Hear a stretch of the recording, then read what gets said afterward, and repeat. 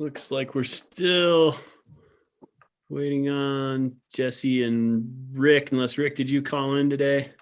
Do we know?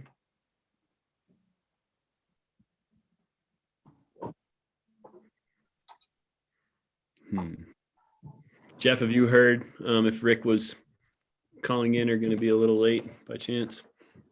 No, I haven't heard anything from anybody about not being here calling in. Okay. Jesse, well, correction. Jesse has a agenda item in BRAC and she'll be jumping on a little bit late, about 15 minutes late. Okay. I'm texting Rick right now, guys. Thank you, Deborah. I appreciate that. He's usually pretty good at keeping me in the loop, so not sure.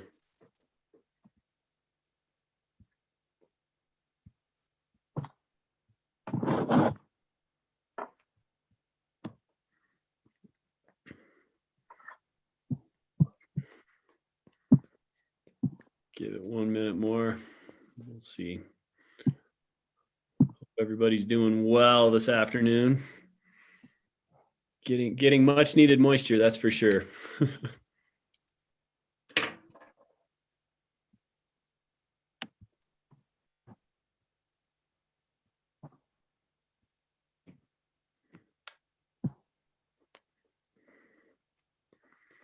Hunter, I haven't received a response from him.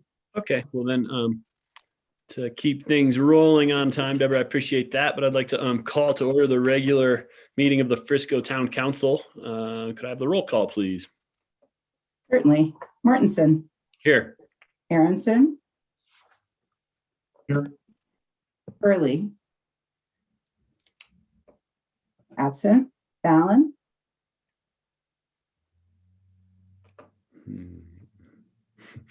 He's showing up on the screen.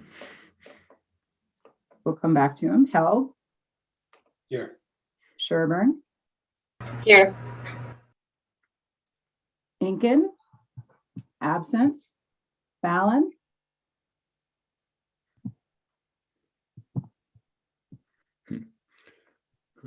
Absent until we hear from him. Okay, thank you for that. You would think after all these months we'd have our tech issues figured out, but obviously not. Next on this afternoon's agenda is public comment. Anyone wishing to make a public comment that is not something on the agenda, now is the time to do that. You can please unmute yourself, turn your camera on, be topic specific, keep your comments to no longer than 3 minutes. And also please state your name and address for the record. Is anyone wishing to make a public comment today?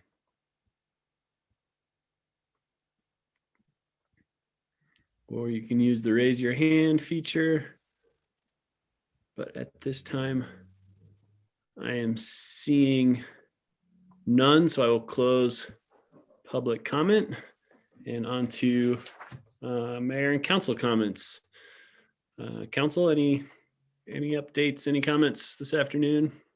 Andrew, welcome back from your travels. Hope they were good. It was a month of nothing but highlights, so thank you. Excellent. But and I will say, because it's where we are, that, you know, after a month of being great places, we got home and said, you know, this is the best place to be. And we were in some of America's best places. So this is the good spot. We verified it again. Thanks for field testing that. We appreciate it as always. I guess comment I just like to make, and maybe something for councils to think about, but I know all of council and staff pays attention to the news as much as I do, and all we are hearing is about continued stress on the housing market. We've seen our housing reports coming out. We're hearing that lumber is at an astronomical all-time high, and that our ability to address a serious issue is becoming ever more difficult on a daily basis. And so, council, I'm going to work hard with Jeff Durbin and staff to get just a straight work session on housing on an agenda very soon, so we can really get together, because we need to address it. So look for correspondence from Jeff in the coming weeks on that, because I think we're on a good start. We've made progress. We've got good projects in the works. And I just want to not lose sight of that. And it's incumbent on us to make sure we're doing everything we can. So look for that. Reach out to me if you have ideas, because it's time. So I appreciate that. And I'm just going to take a quick cruise of my screen to see if any of our other council members have shown up yet. I don't see them. Hopefully they'll announce themselves when they do in case I miss them. But moving on to staff updates. Jeff, any updates from you or staff? Yeah, I've got one, Mayor and Council. Kind of following up on your comment about housing. We are very concerned at the moment about filling all of the seasonal positions that we have at the marina, the PRA, as well as over in Public Works. I think the number is something like 50 more people we need. And that's a big concern for our operations, our ability to provide all the services and of course, the revenues that relate to that. So Loli and Bonnie and I had a conversation yesterday about what we do. And one of the challenges that we're having is that wages, of course, are increasing all over the place, living wage issues and those type of things. Housing obviously is a problem as well. And so we're having a conversation about changing our recruiting and looking at increasing the starting rate for those seasonal employees so that we can be more competitive and have a better chance of filling those positions. There would be a budget impact to that. And Bonnie and I had a general conversation about that. We think for the most part, we're in good shape as far as probably not needing to amend a budget to deal with this. Although I guess I'd be a little bit more concerned about the Marina Fund than the general fund in terms of the ability to carry additional wage costs. So I wanted to update the council on that. And if you have any concerns, I'd like to hear about those. We talked about maybe bringing this back for more discussion on the May 25th meeting, but the goal is really to have these positions filled before Memorial Day. So we really need to start moving expeditiously to take some new strategies to recruit people. So I think that's what we need to do. And unless you have any concerns, we'll continue moving in that direction so that we can operate those amenities. Seeing head nods and thumbs up. I appreciate that. Yeah. And it's something that came up in the mayors and managers meeting. We are not the only ones, and we are all sadly battling for a small pool of employees for seasonal operations. So yeah, it sounds like you've got support, Jeff, to move forward with that. We appreciate Okay, great. Thank you. Yeah. And I'm not aware of any other staff updates, but I guess raise your hand if there are. All right. Appreciate that. And for the record, I see Councilmember Fallon figured out his IT problems and he has joined the meeting. So welcome, Dan. Relocation? And loud and clear. So we've got you. Great. Next on the agenda is proclamations. And if you give me a moment to bring this up. May 2021 is Mental Health Awareness Month in Frisco, Colorado. And whereas during the COVID-19 pandemic, there's been a significant rise in mental health challenges, with approximately 40% of adults and 56% of young adults experiencing mental health concerns in the United States. And whereas the pandemic has disproportionately affected the physical and mental health of communities of color, non-Hispanic, Black adults, Hispanic or Latino adults are more likely to report symptoms of mental illness, and less likely to receive care. And whereas essential workers who work outside their homes where they could be exposed to COVID-19 are more likely than non-essential workers to report symptoms of mental illness and/or have recent suicidal thoughts. And whereas everyone is impacted by mental health challenges, including those who are experiencing illness in their friends, family, and community. And whereas mental illness has been historically stigmatized, discouraging and limiting access to care due to a lack of support, misinformation, shame, and fear. And whereas nearly 2/3 of all people with diagnosable mental illness do not receive mental health treatment due to stigma, lack of community-based resources, inadequate diagnosis, or no diagnosis. And whereas mental health is fundamental to all health, including physical health, and must be considered a routine and necessary part of any health evaluation or exam. And whereas when compared to other Colorado communities, the incidence of substance abuse and mental health indicators are elevated in Summit County. And whereas suicide is one of the top 10 causes of death across the whole US population, and the second leading cause of death among adolescents 12 to 17 across the United States. And Colorado's suicide rate has historically been higher than national rates. And whereas Summit County has tragically lost beloved community members every year to death by suicide, and whereas since its founding in 2016, Building Hope Summit County has made significant strides in coordinating an effective and responsive mental health system that promotes emotional health, reduces stigma, improves access to care and support for everyone in Summit County. And whereas Frisco Town Council wishes to thank the dedicated mental health professionals who serve our community, and whereas the Frisco Town Council wishes to enhance public awareness of mental illness and support efforts to provide stigma-free and efficient access to mental health care. Now, therefore, May 2021 is hereby proclaimed to be Mental Health Awareness Month in Frisco, Colorado, dated this 11th day of May, 2021. Appreciate that. And I just want to have everybody think about it for a moment. And I'm not going to have everybody turn their cameras on, but I think if we asked to see a show of hands of anybody who's been affected by mental illness or have suffered from it themselves, we would see hands raised across the screen. I know it has affected me personally on every level, and my friends and my family and my coworkers. And we've also seen this town and this community suffer greatly from mental health struggles. So it's a reminder that it's so important. It's not something to be ashamed of. We all struggle. We all need to reach out, and we all need to be there for each other and our neighbors. So let's move this forward throughout this month and throughout the rest of everything we do moving forward, and take care of each other and look after one another. And Building Hope is a great resource, and there are others. If you need it, please reach out. Their information is easily found on the internet. So thank you all. I appreciate that.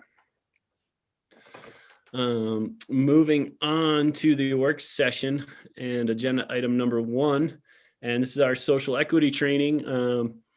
Apologize for everyone. It's kind of been bounced around. We have some scheduling conflicts and issues, and it's been a long time coming, but we are here now. And I think this is really important to me, and this backs up to the mental health proclamation, is that we need to do better. We need to focus on what we don't know and look out for each other and be comfortable saying things when we don't know what the right thing to do is, and ask questions and have empathy and reach out. And as a council, I'm really looking forward to this. The next 2 trainings that we're doing today and then our next meeting, to really help us have a backstop for when we make policy decisions and enact future goals, that we have a better and different lens to look at those through. Because I think this is something we all need, and the time is now, and it's incumbent upon us as leaders to be as understanding, welcoming, and open as we can. So I'm really excited about this.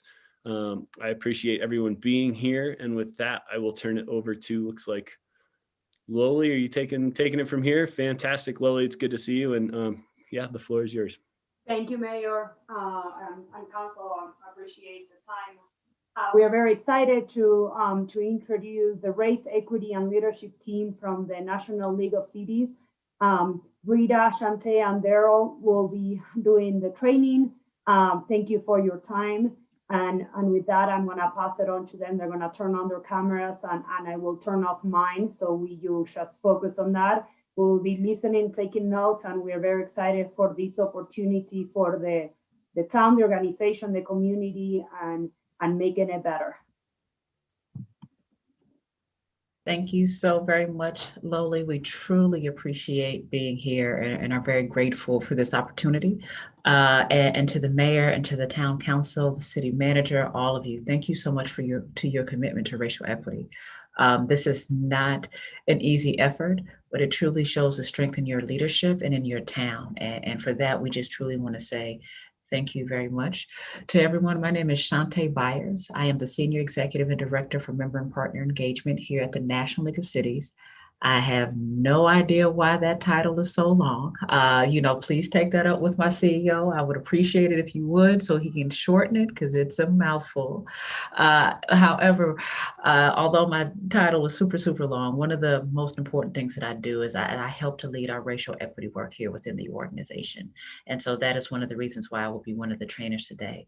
I also just want to briefly mention 2 of our other trainers who will be able to introduce themselves once their part comes. But we have have our program director, Rita Osolinsky, who is amazing and fantastic and is, I know, just as excited as I am to be here. And then we also have the fabulous Mr. Daryl Edwards. He is our senior specialist for city trainings for all of our cities within the National League of Cities. And they will be supporting me as I am supporting them, and we are training together. I also want to give a very special shout out to somebody who you won't see, but she is running everything behind the scenes. Her name is Melissa Jones.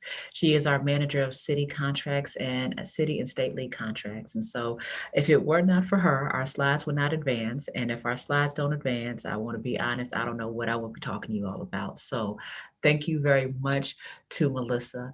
And with that being said, we are going to jump right into it. I'm going to ask Melissa if she could share her screen and start the PowerPoint presentation. Thank you, Melissa. So again, we are excited to be here with you all. And please know that this is a journey. This is, or as some people say, this is a marathon, not a sprint. And so we are truly grateful for you to be able to take the time and to walk this journey with us. And so, Melissa, next slide. So I kind of already did the welcome just a little bit, told you a little bit about who I am, the National League of Cities. I'll just give you a real quick about who we are as a whole. We are the oldest and largest national association for local government in the country. And about 6 years ago, we started this amazing program called REAL, and Rita will tell you more about that when she gets to your part. But I just wanted to give you all just a little bit of context as to, you know, how we became to be in this space. And again, now that we've done that welcome, I'm going to next walk us through our objectives, and then I'm going to also walk us through the learning environment in an effort to be able to kind of set the stage for what we're looking to do. So there are 4 core objectives that we want to try to accomplish within our 2 sessions with all of you. One, the first one, we want to understand the foundation of normalizing, organizing, operationalizing racial equity as it relates to governing, and more specifically governing at the local level. The second objective that we hope to achieve with all of you is to comprehend the context of historical and current events as they relate to institutional and systemic racism here in America. The third learning objective that we're working to accomplish is to develop a shared understanding of racial equity terminology, concepts, and frames. And then the last learning objective that we want to try to accomplish within these next 2 training sessions with you all is we want to help you all to explore opportunities to use racial equity tools and the importance of data and how that data can drive for results. So that sounds like a whole lot, I know, but we have 2 sessions that we're going to go through this with. Today, we're really going to be honing in on that historical context with you all. And so, and as we continue to move through, you'll see how we'll be able to also bake into the rest of those objectives for us today and within our next session. Next slide, Melissa. So it's really important that we have the opportunity to be able to set the stage with all of you. This is a learning environment. I will say that one more time. This is a learning environment. And so we want to be able to create the right space that allows you all to do just that, to learn. And so I'm just going to walk you through a couple of core principles that we talk about of how we try to set our learning environment. So number 1, this is a safe space and a brave space. And the reason why we say that is we want you all to be able to feel comfortable to share your experiences, your thoughts, some of those questions that you may have. This is the opportunity for you to be able to do that. We also say that it's a brave space because sometimes that's not always easy to be able to share your opinion and your thoughts. And we want to make sure that you all know that this is a place that you'll be able to do that. Next, we want you guys to know that what is said here stays here. That is kind of the thing that we really lean on in order to be able to make sure that folks feel comfortable expressing their opinions in a judgment-free zone. The only way we're going to get to the other side as it relates to racial equity is if we're able to communicate with each other. And sometimes communication can be difficult, but it's the best way to be able to get to the other side when we can create that space that has no judgment. Next, what is learned here leaves here. So although what you say here, we want you to keep it. The things that you learn, we don't want you to leave it here. We want you to take that with you. Have conversations with your family and your peers and your colleagues. We want you to implement some of the things that you learn as well. And so it is really important that you take whatever you can that you feel is valuable and take that with you on your journey. Next, offer what you can and ask for what you need. Please do not feel as if you have to have everything mapped out and thought through and know the right things to say all the time. That's not this space. So what you can offer, we want you to do that and to do it unashamedly. And then if you're having troubles, we want you to ask for what you need. If you need help in trying to articulate maybe how you feel or what you think, please say that and let us help to work with you all in that space as well. Next, we want you to lean into the uncomfortable. So I want to be very honest with you all. I think that, talking about race, especially in America, is not the most comfortable thing to do, no matter what you look like. But what we're asking you today is to not shy away from that uncomfort. Lean into it. Here at the National League of Cities, and more specifically with our Race, Equity, and Leadership Department, we believe that it's leaning into that uncomfortable space that allows us to become stronger and build together. And next, start from exactly where you are. Our expectation is not that you come in here again with your Superman cape on all things racial equity and you are going to teach the world and show the world and tell everybody what you know because you think that's what you're supposed to be. That's not what we want you to do. We want you to be comfortable with exactly where you are in your understanding with race. We want you to work to be comfortable and start from exactly where you are as it relates to how you're able to articulate and communicate your thoughts about race. You do not have to be an expert. We're not expecting you to be an expert. We're setting that stage for us to do this together. Next, participation is a learning opportunity. And so whenever you have the opportunity to be able to ask a question, to provide your thoughts, your opinions, we're asking that you do that. Even if you're putting things into the chat, this is a space for you to be able to, again, participate. That only increases a learning opportunity for yourself and your colleagues and your peers. And last but not least, I know that we are in this virtual setting, and sometimes it is so easy to get Zoom fatigue, but what we're asking you to do is to fight through that Zoom fatigue and to keep your cameras on if possible. Now, we fully understand that many of you are at home, so you may have kids, you may have things that pop up that cause you to have to go off camera. No worries about that. We totally understand that, so please don't feel embarrassed if you have to do that. However, at all times that's possible for you, we're asking that you leave your cameras on. So if you put all of that into a really, really big pot, mix it around, that is the learning environment that we want to work to create with all of you today. And if you have any thoughts or questions as it relates to that as you go through this training, again, please do not hesitate to let us know. And so I've had the opportunity to talk to you about our learning objectives. I've also had the opportunity to talk to you about our learning environment. And I'm now going to pass it to my colleague, Rita, who's going to take you one step further and tell you a little bit more about REAL and what our theory of change happens to be. Thank you so much, Shantae, for that really strong grounding in what we're about to do with this very enthusiastic and committed group. As Shantae mentioned, my name is Rita Soler Osolinsky.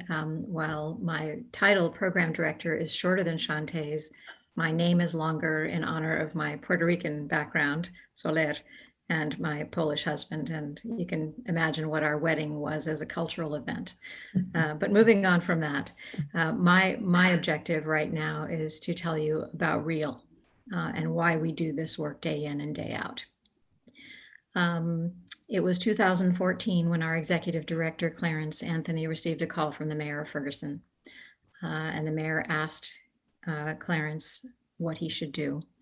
Clarence turned to his bench looking for a resource to offer to Ferguson in that moment in 2014, and he realized he didn't have that bench strength, so he built it. So since 2014, we have evolved into now an 11-member team that is ready to serve cities and meet you where you are and respond to the needs that you have. But that was a journey in and of itself. We had to create a mission. We had to look forward to a vision of what this work was going to look like over time. We built a very strong group of advisors nationwide who helped us come up with this mission and with our vision, which we are trying to carry out today. So we're here for you. We're here to help build local leaders' knowledge, capacity to eliminate racial disparities, heal racial divisions, and build more equitable communities. And our understanding is that is where Frisco is committed to going. And that while that is a short-term mission that keeps us moving on a daily basis, we also had to come up with the long view. And the long view for us is a nation in which every local official is equipped to effectively lead and serve an inclusive, thriving, and healthy community.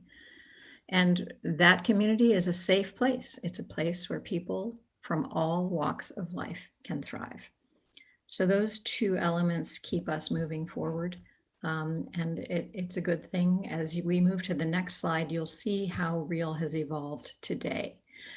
We have been in the works of developing a strong portfolio of services for cities. We provide training such as this one, and that does not come alone because we don't believe in training as a standalone exercise. We're not about checking a box and saying we did that and we move on to whatever the next activity for next week or next council meeting might be. We want to put that hand in hand with capacity building so that you can sustain the work, so that you can embed the work into your infrastructure as a local government organization. So we provide that capacity building to cities. We do that through technical assistance, and that can take many forms. We can set up regular engagements, office hours, design webinars, and continue to work with the city over time to help you develop a long-term racial equity plan. As a result of the work that we've done in the past 6 years, we've built a rapidly growing network. And as you might imagine, the past year has been intense. Since January of 2020, the requests for assistance have grown exponentially, and we have worked to bring our work to scale and do that. And we want to make sure that in our work, while we are leading with race, because the data points us in that direction, we want to be sure that we are showing the intersection of special populations in all of our work. So the next slide will show you how that map is beginning to take shape. Thanks to the National League of Cities structure, we have very strong relationships with 49 state municipal leagues, which give us access to help amplify our message to smaller cities and towns and boroughs across the country. We're currently engaged in long-term contracts with 8 of those state municipal leagues. Since January of last year, we have entered into long-term engagements with 22 cities. Frisco is one of them, and we're so excited to launch this work with all of you tonight. But as a result of that, we have touched nearly 2,000 individuals through trainings like this one since January of 2020, and that's only going to grow. Next slide. As we built out our portfolio that I mentioned, the training, the technical assistance, the capacity building, we did it in partnership. We did not reinvent the wheel. We went to those organizations that had begun the work before we did, and we learned from them. And some things we replicated and many things we've adapted. Because as I mentioned, through our mission and our vision, we want to work very specifically with local leaders and local government. So Race Forward, the Center for Social Inclusion, and the Government Alliance on Race and Equity were part of the network of organizations that helped us form out the work that we do today and then adapt it so that we're sure to respond to cities where they are. And our next slide really shows you the foundation upon which we frame out our work. We understand that all of us are looking to change what has been up until now normal or acceptable. Many of us, our local governments, our leadership, and we ourselves at the National League of Cities have recognized that change is needed. We've recognized that and we've embraced it. But we know that just recognizing the change isn't enough. We need to help leadership find potential solutions to the issues that have been hampering us. But all of us have a shared sense of urgency to get to that as expeditiously and as effectively as we possibly can. So that gives you a basis. I'll turn it back to Shantae, who will tell you a little bit about our national practice. Thank you, Rita. Melissa, next slide. Thank you. And so I'm sure that you guys remember one of the things that I started off doing was telling you about 4 core objectives that we really wanted to try to drive home today. And that first one was about helping to set the stage to understand normalizing, organizing, and operationalizing. And when you just throw those words again together, you're like, what in the world? Why are you talking to me about this? Well, here at the National League of Cities, we believe in a very effective national practice in order to be able to achieve racial equity. And we believe that when we help local leaders normalize discussions about race, to normalize shared analysis of definitions as it relates to race, i.e. what's implicit bias and explicit bias versus what's systemic and institutional and structural racism. Well, we can help to create those shared analysis of those types of definitions. And we combine that with the sense of urgency of prioritizing, going deeper in that level of understanding and normalizing the ability to have those types of conversations.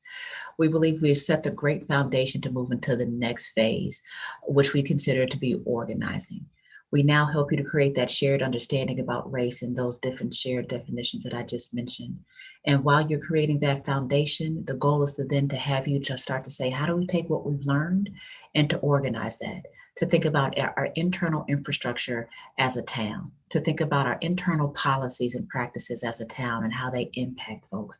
What additional partnerships might we have that could also help us to organize what we've learned. We then feel once you're able to do that, to normalize and to organize, you're then ready for action. And that leads you directly into the operationalizing phase of this. And that's taking all that you've learned in those first two phases and using racial equity tools in order to develop systems, processes, policies, and comprehensive racial equity plans that are totally driven by disaggregated data in order for you to be able to create the most effective strategy and the best results for your town. And the reason why I say your town is because there are not too many cities, towns, and villages across this country that are the exact same. Fresco is unique. Just like the city that I grew up in, Elkhart, Indiana, is very unique and really cold, I should say that, but don't worry about that. But again, super, super unique. They're just those very key things that are just very specific to your city, to your town. And so we believe that when we are able to help you to normalize and organize to get to that place of operationalizing, you'll then be able to take the uniqueness of your city to create the right plan and path forward for the town of Fresco. And when we lay this out, and we know that when cities, towns, and villages across this country buy into this national practice, we are able to see change at the local level. And so I just wanted to take a really quick moment to talk to you guys about again, this very effective national practice that we believe in here at the National League of Cities in an effort for you all to be able to truly achieve racial equity within the town of Fresco. And with that being said, I will take a breath and pause, just in case there may be any questions, any comments that you guys, want to throw out there to me. And if there are none, that is okay as well. We know that we're just now getting started, but I wanted to take a quick breath before I pass it over to my colleague, Daryl Edwards, to then go into our next phase to talk more about normalizing. All right, Daryl, I will pass it over to you, sir. Thank you, Shante. I appreciate it. Again, hi, everyone. My name is Daryl Edwards. I am new to Real, but not new to this work. And so I'm excited to be here with you all tonight just to talk a little bit more about normalizing. And so as the slide says, normalizing is really where we begin to develop a shared understanding of, historical context. And really what that means is getting comfortable with the uncomfortable. And at the onset of, doing this work, it is really important that we sort of lay a foundation of what has happened and how, there's some through lines from what has happened in our history, and moving forward. And so as we begin to normalize, we'll begin to understand, where we were, where we are, and sort of where we can go based on, understanding our history. Melissa, next slide. And so here we really want to engage you just a bit, when it comes to understanding American values versus American realities. And so what will happen on this slide is there will be 3 phrases that come up, and we really want you to look at that phrase and sort of have a conversation with me and let me know where you understand these phrases to come from. And so, as I mentioned, there'll be 3. Feel free to either take yourself off mute and respond, or just put it in the chat and let me know, where you think these come from. And so, and then we'll continue to have conversation as we move forward. And so, the first one, Melissa, says, "All men are created equal." And so, actually, in order to sort of save a little time, what we'll do is I'll say this is all men are created equal. And I'll let you know exactly where that comes from, and we'll have a little discussion about that. And so all men are created equal comes from the second paragraph of the United States Declaration of Independence. And so when we think a little bit about, what that means, all men are created equal, where do we see that phrase? Where do we see that sort of language? And as I gave you that first one, I'm going to go to the next one. You all feel free to take yourself off mute and let me know where you think it comes from. And so the next one, Melissa, with liberty and justice for all. Any ideas about where this comes from? Hey, Daryl, this is the mayor, Hunter. Just want to jump in real quickly for a couple points, and I think and I will answer. I will engage in your question, but we're not going to use the chat function. I think just to clarify that, because it gets a little confusing in our format. So I appreciate that. And for now, I think staff is listening in, and we'll just kind of have council engage in the conversation. We'll bring this back with staff as we move on. So Absolutely, appreciate that. Yeah, I just want to make sure we're all on the same page. No worries. I appreciate that. I appreciate the clarification. So yes, any thoughts on, as Mayor, as I have you here, any thoughts on with liberty and justice for all, where that comes from? My original reaction was to your first quote, and just the how glaring the all men are created equal part, and how I think that's part of where I really hope we can move forward and move beyond kind of that soloing out of that kind of speak. Yeah, absolutely. And I think it's a testament when we think about, when we use that phrase, what it means now versus what it meant initially when it was first created. And so similarly with liberty and justice for all, that comes from, as we know, the Pledge of Allegiance. And so when we make that oath, to say we pledge allegiance, to the flag, what does that mean? Does the flag support all of us? Does it represent all of us? We have to think about those things as we see those phrases. All right, Melissa, the next one. Government of the people, by the people, for the people, shall not perish from the earth. You have any ideas, council, about where that phrase comes from? Nothing there. No worries. As we begin to flesh some of these ideas out, we'll talk more about it. But And Daryl, we have someone that's unmuted. did not see. Mr. Fallon, did you want to jump in? Where do you think the government of the people, by the people, and for the people shall not perish from the earth? What American document did that come from? And you just muted yourself again.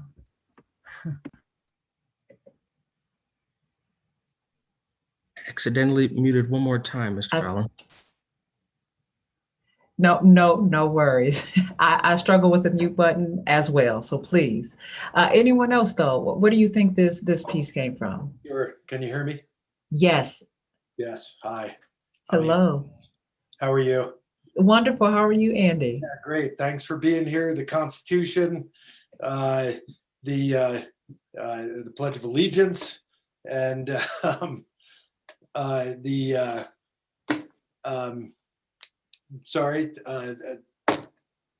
you can do it. I believe in you. I feel it. It's coming. It's on the tip of your tongue. It's coming regardless, all of these were written primarily by slave owners, and it was not written to be that all men were equal. All men that they considered were themselves were equal. And, I think that is what we're trying to recognize, correct? Absolutely. And I want to take it one step further, a little bit deeper. So not when we say all men, what type of man? You've already let us know it didn't include slaves. But let's go a little deeper. And let's take it one step further. All land-owning wealthy white men. So there was still segments, within our country of folks that were completely left out. And we did a lot of talking about, men, which lets me know that you guys recognize that women were also left out of this conversation. But the goal for us is to continue to go deeper, to not just scratch the surface of what other folks just may think or may say, but how do we go deeper and find those facts, within our history that allows us to have those conversations. And Daryl, I'm gonna kick it back to you so you could tell everybody, where does that last quote come from? It was the Lincoln Memorial. Very, very close, Andy. It is from the Gettysburg Address. There you go. It was close. You had Lincoln. You could hear Lincoln in those words. So I know that you had it right there. But yes, to add on to what Shante just mentioned, all of these phrases really get into, either when these phrases were created, what did they mean? Who were they for? Who was included, and more so, who was not included? And so as we begin to think about, where these American values come from, we start to understand the realities of these situations is that, it may have been created, or rather now when we look at, we can sort of find ourselves in these phrases, but during, the inception of these phrases, we were not included. All of us were not included. And so how do we get to a place where we're starting to use phrases that are inclusive, but more so understanding the history of our country? And as we move forward, it is good to just sort of keep that in the back of your mind, just to remember that, these are things we all hold true. As Americans, we hold these values to be true, and we search to make sure that when we use the phrase, all men are created equal, we understand that we want everyone to be included in that phrase. And so as we move forward, just to keep that in the back of our minds. Melissa, next slide. Oh, could I just add to that? Yes. Absolutely, please. My name's Melissa too, so I thought you were going to call on me. First of all, thank you for being here. This is I'm just so excited about this training and what we all are going to gain from it. But one thing I wanted to point out of these quotes is that, at least in my own life, I've taken these phrases for granted. And I think just in the last couple years, especially the last year, whether it be through what we've seen throughout our nation, on social media, in the news, but also programming on television, various documentaries, I think that we're all starting to realize exactly what you're talking about and how you're sort of introducing that this was really not necessarily written for all people. And so I think looking at this through a 2021 lens is really interesting. No conclusion or anything, except that from my perspective, I've always just thought, oh, all men, all people are equal. And I think starting to dig below the surface and realize where these phrases came from and how they were created, who wrote them, how they're written, there's really so much more to it. So I think it's really fascinating. So thank you. Melissa, I just want to add on to something that you just said that I appreciated, as far as what you just summed up is the purpose of why we do this section. And as you can see, it's titled American Values versus Reality. And our goal is to make sure that our values match our reality. And all the things that you just mentioned, and especially the time that we're currently in, has let us know that some of our values don't necessarily match those realities. And how do we start to take this journey together in order to be able to make that happen? So I truly appreciate your comment and how you were able to bring that to life in this section. Thank you, Melissa. I will refer to the other Melissa now as we move forward to the next slide. Okay, so now we're at a place in our presentation where we really get to talk about the history and sort of, that first section just now where we talked about American values was sort of a primer into this next section for Sticky History. And so for this section, what we really want to do is I want all of the council members to sort of have a paper in hand with a pen. And what we'll do is we're going to ensure that, we move quickly, but we really hit some really interesting points within our history. And, this section is really for us to focus in on the fact that, even though there are some things we don't want to talk about, a part of that normalizing piece is to really get comfortable with uncomfortable facts. Get uncomfortable with this idea that this country that we know and love didn't always do right by everyone that's a part of this country. And so as we begin to sort of flesh out some of those details, we really need to take a step back and understand this is where we came from so we can have a better understanding of where we're going. Next slide. And so I'm going to provide you with a series of facts that fall into one of these 5 time periods. What I would like for you to do is when I read the facts to you, just sort of write down, you don't have to show it to me, it'll be to yourself, write down where you think either the exact year for that fact and or within the time periods that we've provided. You'll write it down, and at the end, you'll just let us know how many you got correct, how many you think you may have faltered on, and just understanding that as we go through this, no one is wrong or no one, these are facts that we all may not know, some of us may know, and as we move forward, we'll take this as a learning strategy. Okay, so as we move forward, just remember that to keep that pen and paper in hand. Okay, yes, Melissa, next slide.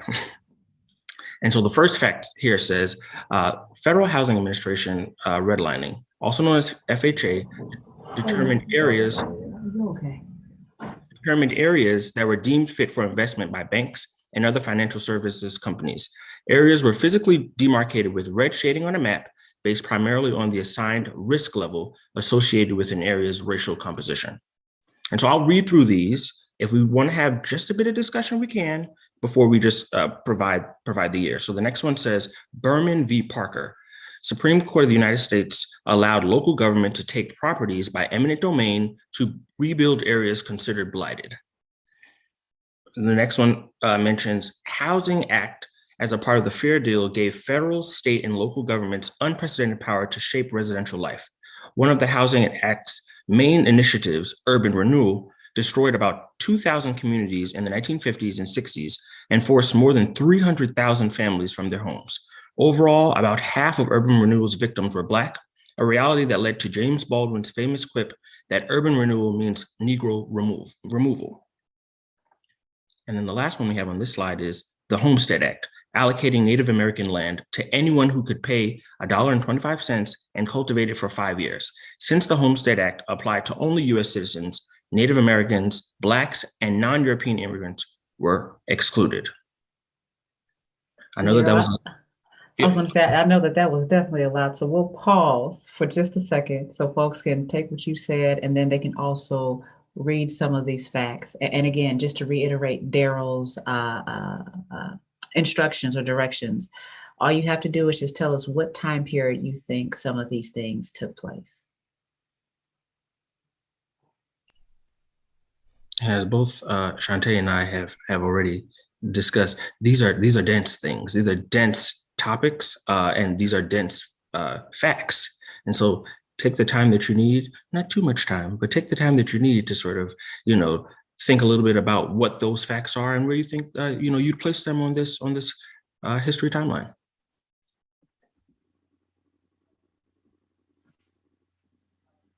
Give like a minute or so just for us to write it down.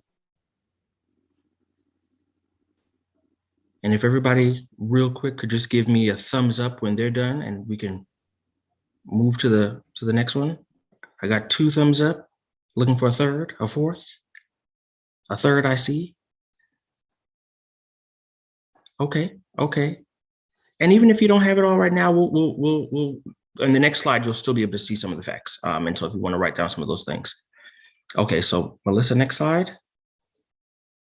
Okay, here we are. As I said, write down your score, keep score.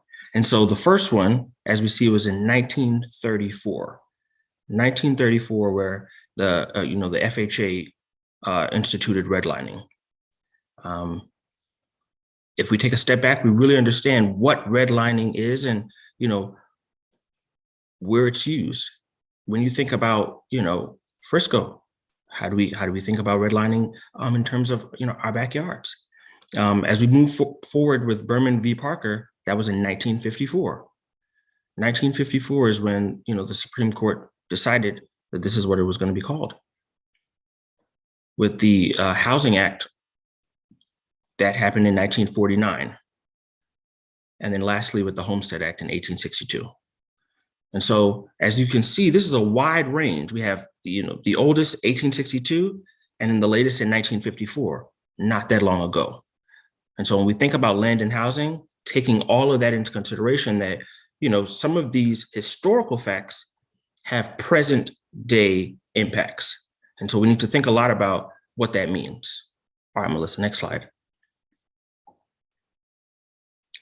Similarly, here we have a slide on immigration. I'll read through, give you some time to sort of look at the facts, and then we'll go over the time period in which they fall.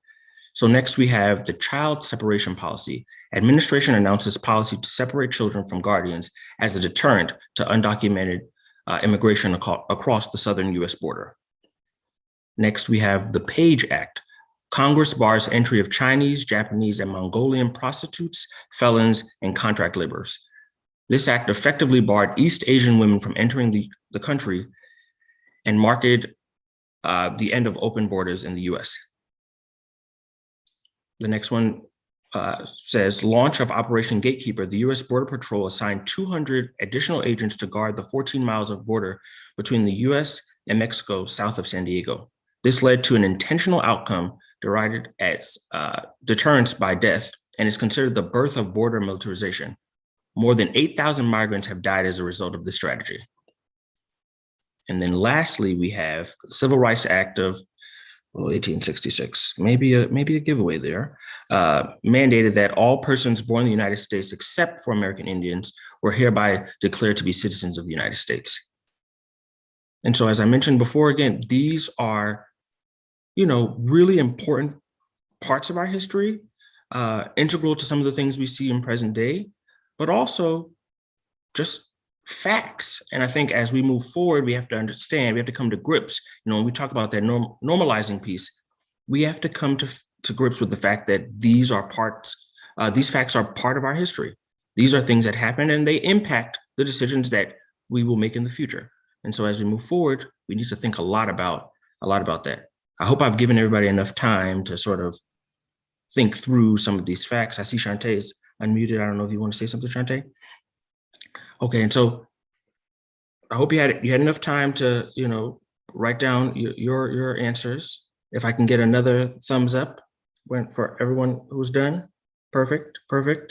I was about to count myself in that thumbs up, but I wasn't included. Okay, we'll move on to the next slide just so we can see what years these fall into. Okay, we see the first one is 2018. Just to take a look at my calendar, it's 2021. So 3 years ago, not that long ago, 2018. We have the second fact from 1875, the third from 1994, and then the last one from 1866. Yet again, a wide range of facts that have crucial impacts on the way we think of immigration today. So as I mentioned, the oldest, 1866, the latest, 2018. What does that say about our country? When we go back to all men are created equal, when we go back to by the people and for the people, has the US, stayed true to those things? Maybe they did, because originally, who were they created for? Was that intentional? We see now with this immigration, some of those things are sort of rearing their heads here. And so we have to be conscious of it, be comfortable with these facts, but try to move forward after this. So y'all had 8 facts to sort of look over. Of the 8, if y'all can just let me know, of those, how many did you get correct? And we're not trying to one-up each other. I think it's one of those things where it's just sort of nice to see, what facts we got correct and what facts, we would like to, a little more information on. Council? Do you want us to speak, or would you like us to give you I would like to hear your voice. I want you to engage with me. Okay, I'm going to jump in if that's all right, and you'll probably hear a lot more from me than many others because I'm just that way. But yeah, I was very close on the whole second section. Obviously, you gave us 1866. And I was 9 years off on the housing, on the first section, which was number 2. Okay, And, okay. Housing red line, I said the 70s, it was 1934. The Homesteading Act, I said 1800, it was 1862. And the SCOTUS, I was 30 years off on. I thought that was the 80s. Okay. But I'm pretty surprised that I got as close as I did. And I was Andy. I missed 3, close on 1, but I think the interesting part to me was the one I was most confident in, and I was only 3 years off, was the Homestead Act, because that was something that, especially growing up in the West and in Colorado, was kind of driven home as why we're so wonderful, and the rest weren't in any of my history lessons growing up. And I think, but so I missed 3, so I'm not including the gimme. So, well, that's a good number. That means you got 5 of 8. I think that's a passing score, Mayor. I think that's a passing score. Do any of the other? Oh, Melissa, I see you're there. Yes. Well, full disclosure, I'm a planning professional and I'm studying for my real estate license. And so I just was studying a lot of these housing laws. And so I did get all of those. The Homestead Act, I was off. I said 1700. So I was surprised at how late that was. And these ones I thought were a little bit more intuitive. So I was kind of guessing. I didn't really know about the gatekeeper, but it seemed to obviously predate things happening at our border now. So these were more intuitive for me. Didn't know about the Page Act though. I just guessed that was much earlier in our history, but really fascinating. Thank you. Thank you for sharing. I don't know if there are any other council members that would like to take themselves off mute to give us their score. You don't have to, but if you do, we definitely welcome it. And if no one else wants to share, the last piece that I would like to just share with you is that these are parts of our history, as I mentioned before. We all may not know this history, but part of the reason why that is because these are parts of our history that we're not taught in school. These are parts of our history that are sort of glazed over, or we hear, bits and pieces of that. But what's important for us to understand here is that as we know now, as we move forward, we know these facts. We know how they're linked to certain parts of our history. As we begin to have these conversations, it is good to keep these facts, present of mind in the back of our heads as we begin to make some of these decisions. Because while we may think, oh, you know what, this is just how things are, it's not that this is how things are, but that there were things put in place intentionally to sort of put us on this journey. And so as we move forward, it is really important that we take a step back and understand where we come from so we can have a better understanding of where we're going. And that sort of, wraps up the sticky history section. I will pass it back to Shantae for her to take us to the next place. Appreciate you so much for that, Daryl, and appreciate all of you for participating in that. And I know that we are throwing a lot at you in a very short period of time. Typically, we do these in person. However, due to COVID, we've had to definitely adjust and abbreviate some of the time, but we truly appreciate your participation and sticking in here with us. And Daryl did a phenomenal job of just walking you through our section of sticky history. And he gave you some higher themes, land use, immigration, very big things and themes within our American society. And now what I want to do with all of you is to take a step back. We want to show you a documentary called Race, the Power of Illusion, the House That We Live In. Now, I want to be very honest, there is a lot in this documentary. And so all we want you to do during this time, if you still have that piece of paper and pen that Daryl asked you to get, all we're asking you to do is to maybe jot down your questions, your thoughts. What does it make you feel? What did you observe? Just really want you to pay attention. We're going to break this up into 2 parts, and we'll have a discussion in between those 2 parts. But again, we want to take the opportunity to show you this documentary, and all we want you to do during this point in time is to watch and to observe and write down whatever comes to you. Again, that could be feelings emotions, it could be thoughts, experiences, it could be questions, whatever the case may be. And so with that being said, I am going to take a step back, and I know that Melissa is going to press play, and we will see you in about 25 minutes. I want y'all to hold on, okay? I used to be a U.S. history teacher back in the day, so I had to tell my students when it was time to watch a documentary, hold on, you can do it.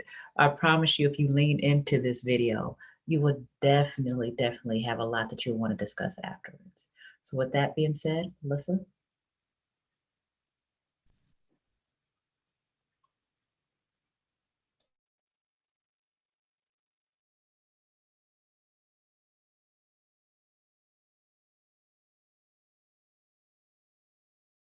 Major funding for this program provided by the Ford Foundation, a resource for innovative people and institutions worldwide, and the Corporation for Public Broadcasting.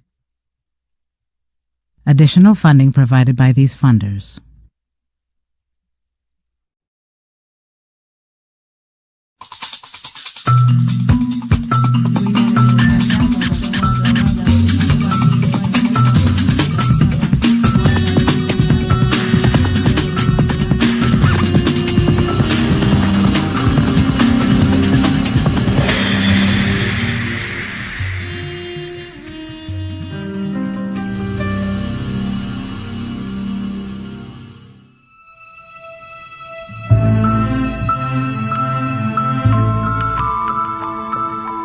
It is all around us. It is an illusion and yet profoundly real. What we perceive as race is one of the first things we notice about each other. Skin, darker or lighter. Eyes, round or almond. Blue, black, brown. Hair, curly, straight, blonde, or dark. And attached to these characteristics is a mosaic of values, assumptions, and historical meanings. Even those of us who claim we don't believe the stereotypes can easily recite them. The average person on the street thinks that race consists of differences in physical appearance. They also think that from looking at a person's physical appearance, that they can find out or know more subtle things about them. Race is not a level of biological division that we find in anatomically modern humans. There are no subspecies in the human beings that live today. And that's quite shocking to a lot of individuals. When you look and you think you see race, to be told that no, you don't see race, you just think you see race. That, yeah, it's based on your cultural lens. That's extremely challenging. Just because race isn't a biological reality doesn't mean it isn't real. Being classified as Asian or Black or Latino has never carried the same advantages in our society as being white.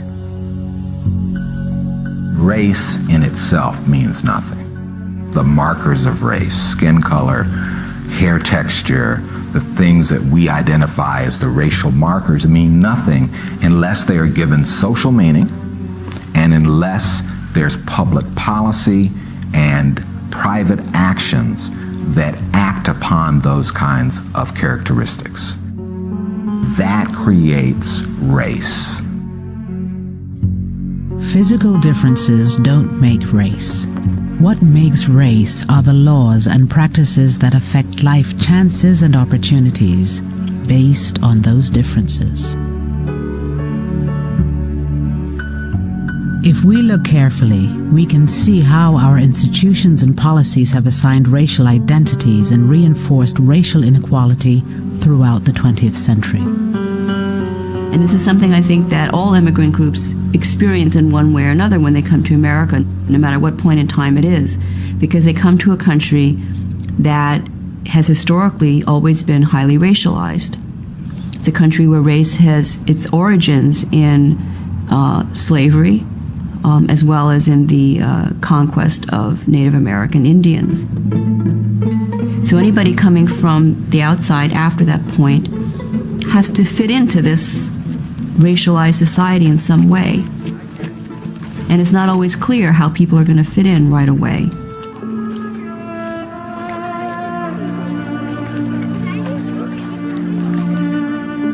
At the start of the 20th century, as millions of immigrants arrived from all over the world, lawmakers and social scientists debated how all of them, including the new European arrivals, would fit into the hierarchy of races already here.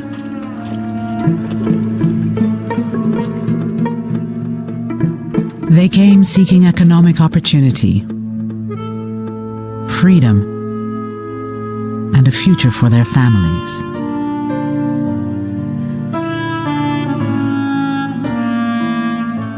Of the 23 million newcomers between 1880 and 1920, the vast majority were from Eastern and Southern Europe.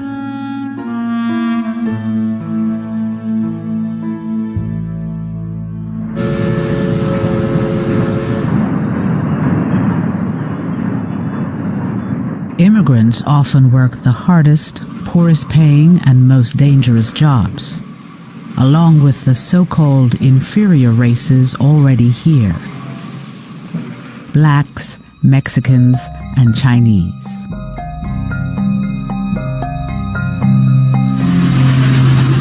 Cities with enormous slums developed as the ugly side of industrialization. Ugly both in terms of the aesthetic of American cities, but also ugly in terms of the solidifying of class differences and class tension. As all of those things became apparent, the immigrant became the symbol for what America might be becoming. By 1910, 58% of American mining and factory workers were immigrants. Like Mexicans and African Americans, Italians, Slavs, and Jews were often desired as laborers, but also feared, seen as promiscuous, lazy, or stupid. Some saw it as a racial invasion. Charles Davenport, a famous biologist, expressed those fears in 1911. The population of the United States, wrote Davenport, will, on account of the great influx of blood from southeastern Europe, rapidly become darker in pigment, smaller in stature, more given to crimes of larceny, kidnapping, assault, murder, rape, and sexual immorality. And the ratio of insanity in the population will rapidly increase. And this was also a time when scientific race theory began to take off, and people began to look at society and look at groups of people in more racialized terms. So people were perceived as being separate races. So you had kind of a higher order of white races, which were seen as the Nordics, as opposed to what many of the nativists called the lower races of Europe.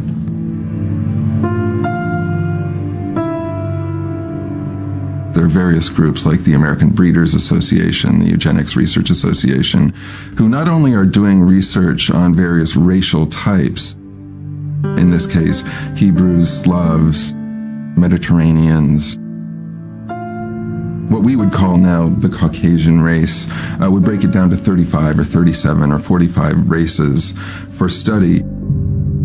And a lot of the language was beginning to get at the idea that those differences were actually rooted in reproduction. They were rooted in heritable traits. They were heritable, they were biological, they were immutable.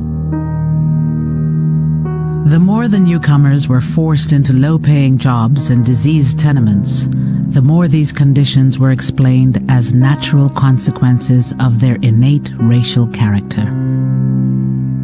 Biology was destiny. Which side of the racial divide you found yourself on could be a matter of life or death. Between 1890 and 1920, 2,500 African Americans were lynched in the South. In 1915, Leo Frank, a Jew living in Atlanta, was pulled from jail and hanged by a mob for allegedly killing a white girl. Writing about the lynching, a black journalist wondered, is the Jew a white man?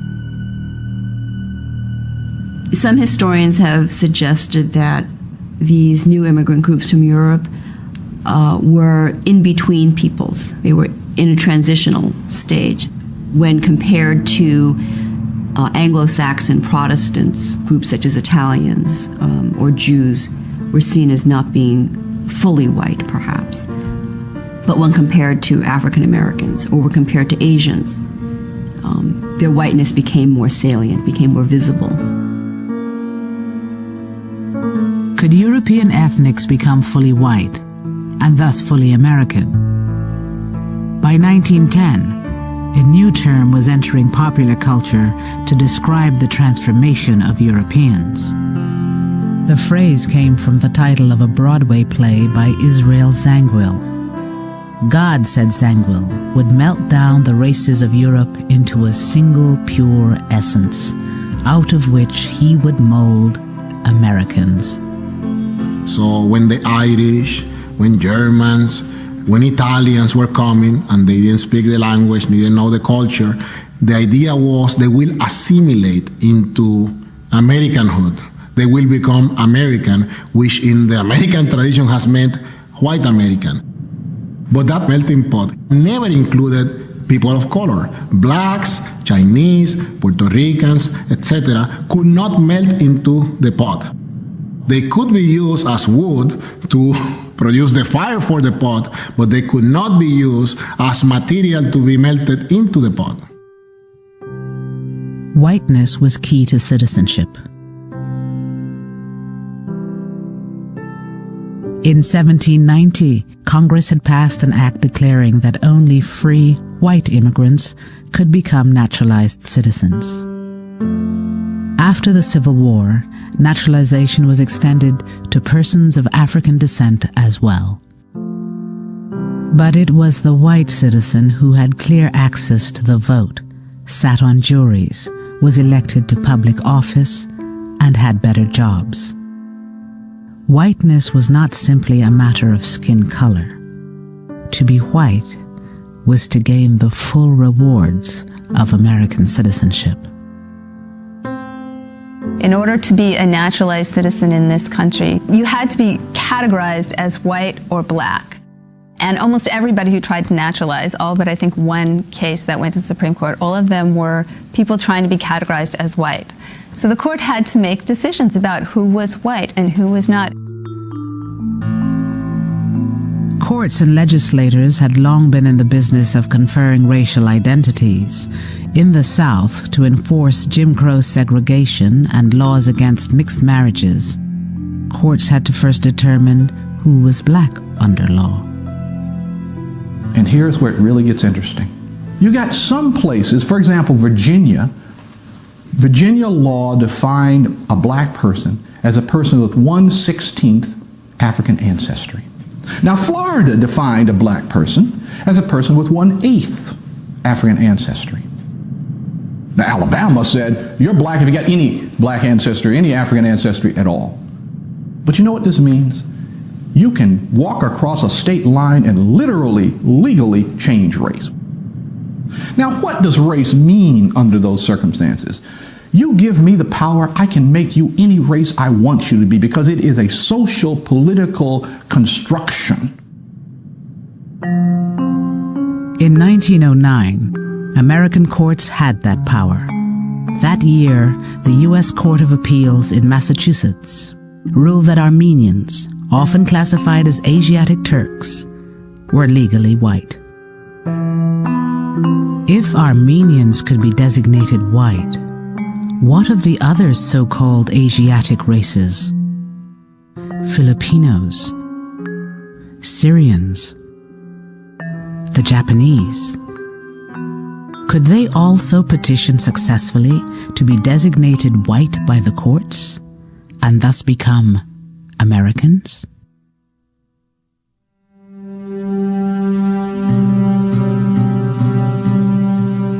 In 1922, when Japanese businessman Takao Ozawa petitioned the Supreme Court for naturalization, many in the Japanese community believed his was the perfect test case. Takao Ozawa came from Japan, went to the University of California at Berkeley for a few years, then moved to Hawaii where he had a family, and he applied to become a naturalized citizen in 1915. My father wrote his own brief and everything, and he was really devoted. He wanted to become an American citizen, and nothing would stop him. He was determined.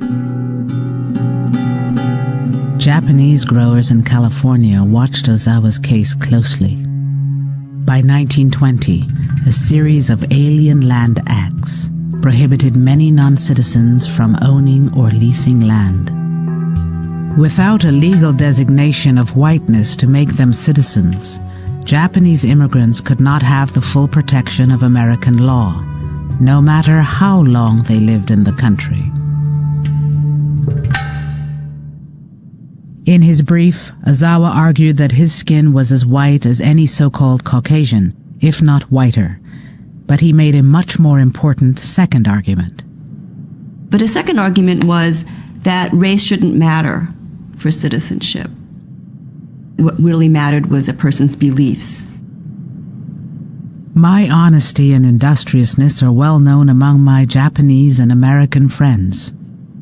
In name, Benedict Arnold was an American, but at heart he was a traitor. In name, I am not an American, but at heart, I am a true American. The articles would come out in the paper. I thought, oh, what did he do? You know, I thought only bad things came out in the paper, and I was kind of ashamed, you know, when I was a child. And it was just the way we were brought up. I didn't have any Oriental friends. My neighbors were all Caucasian, and so he was so determined to get us, well, when the time came to be American citizens. The Supreme Court ruled that Ozawa could not be a citizen. They said he was not white within the meaning of the statute and therefore not eligible to citizenship. And the court said, well, he's not white because he's not Caucasian, and Caucasians are whites. He did everything right. He learned English. He had a lifestyle that was American. He went to Christian church on Sunday. He dressed as a Westerner. He brought up his children as Americans. He did everything he was supposed to do. And yet he's told that he can't be a citizen because he's not white. The court ruled that according to the best-known science, Ozawa was not Caucasian, but of the Mongolian race. But the court would not be bound by science in policing the boundaries of whiteness. Only 3 months after Ozawa, the court took up the case of Bhagat Singh Thind, a South Asian immigrant and U.S. Army veteran who petitioned for citizenship on the grounds that Indians were of the Aryan or Caucasian race, and therefore white. And he makes the scientific argument, having learned something actually from the Ozawa case, that he is Caucasian. He gets scientific authority to speak on his behalf, that in fact South Asians are included in the Caucasian race. So here the court was in a bind because they were presented with so-called scientific evidence that Indians were Caucasian. And the court solved this problem by saying that it didn't matter what science said, so-called science. They actually said white is not something that can be scientifically determined, but white is something that is subjectively understood by who they called the common person, the common man. It may be true, reasoned the court, that the blonde Scandinavian and the brown Hindu have a common ancestor in the dim reaches of antiquity, but the average man knows perfectly well that there are unmistakable and profound differences between them today. The same court that used science to determine whiteness in Ozawa 3 months before now refuted its own reasoning in Thind. Thind might well be Caucasian, the High Court said, but he was not white. The justices never said what whiteness was, only what it wasn't. Their implied logic was a circular one. Whiteness was what the common white man said it was. The court often decided who was white and who wasn't based on whether they just felt that the person would politically fit well into the kind of society that we were trying to build. And sometimes it was pretty explicit that this is what the court was doing. There was widespread racial views that Asians were undesirable, that they threatened to contaminate the American society. Basically, that Asians are too different, that they can't ever really become like the rest of us.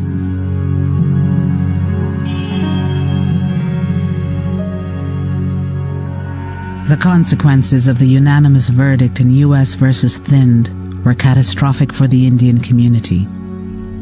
South Asians who had naturalized before the verdict were stripped of their citizenship and property.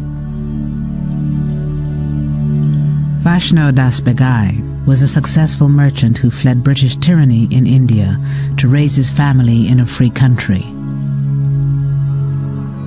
After his American citizenship was revoked, he took his own life. He left a suicide note for his family and another for the public. But now they come and say to me I am no longer an American citizen. What have I made of myself and my children? We cannot exercise our rights.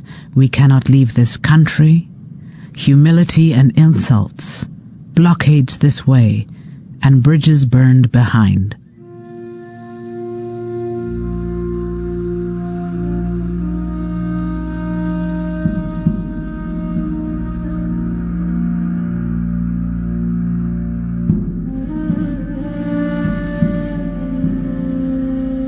For the Japanese community, the verdicts in the Ozawa and Thind cases were equally devastating.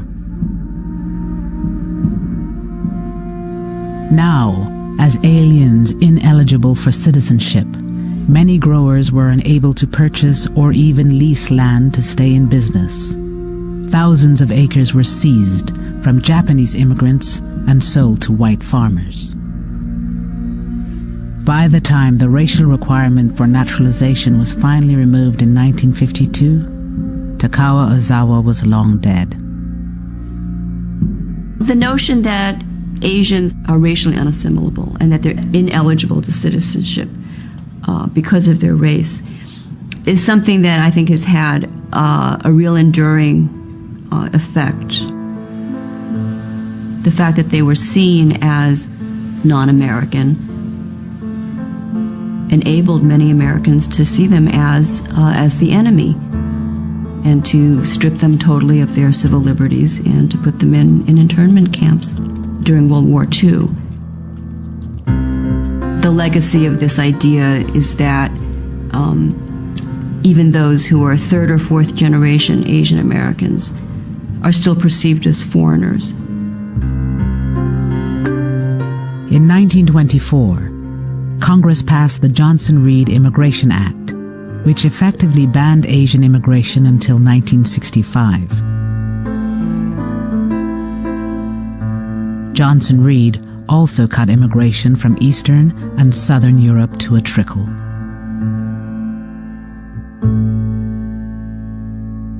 Your blood's the same as mine. Mine's the same as his. Do you know what this wonderful country is made of? It's made up World War II found the U.S. at war with Nazi Germany and Japan. Films like the 1945 Oscar-winning short, The House I Live In, called for national unity and ethnic tolerance. What is America to me? A name. And these other distinctions which had carried so much power in an earlier period, Celt, Slav, Anglo-Saxon, started to fade away. They had no purchase because those distinctions didn't seem to hold the key to any social questions that were worth answering anymore. The more important and more pressing political social questions seemed to hinge on black and white. All races and religions. Sinatra's song was one of tolerance, but the line that sang of "my neighbors black and white" was cut from the film. So long, man.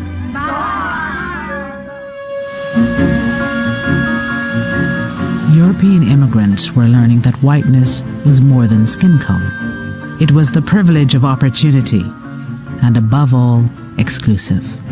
There's this whole very standard narrative of the European mobility model. We came here with nothing, we worked hard, we pulled ourselves up by our bootstraps. And it's offered up as proof of the openness of the American economic order. Left out of the bootstrap myth of European ethnics was access to opportunities closed to non-whites. Roosevelt's New Deal reforms offered many Americans a path out of poverty. This Social Security measure gives at least some protection to 30 million of our citizens. But the original Social Security program excluded farm workers and domestics, most of whom were non-white. And many unions locked blacks and Mexicans into low-paying jobs, or kept them out altogether. But perhaps the best example of how European ethnics would finally gain the full benefits of whiteness came with an innovation in housing at the end of World War II.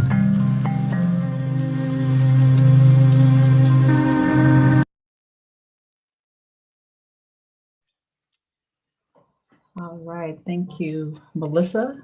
And thank you everybody for again, leaning into this first half of the documentary that we wanted to be able to show you. And so I want to take this time before we get into some of those other discussion questions and before I pass it over to Rita, just to open the floor up for you guys to give me some of your thoughts and reflections.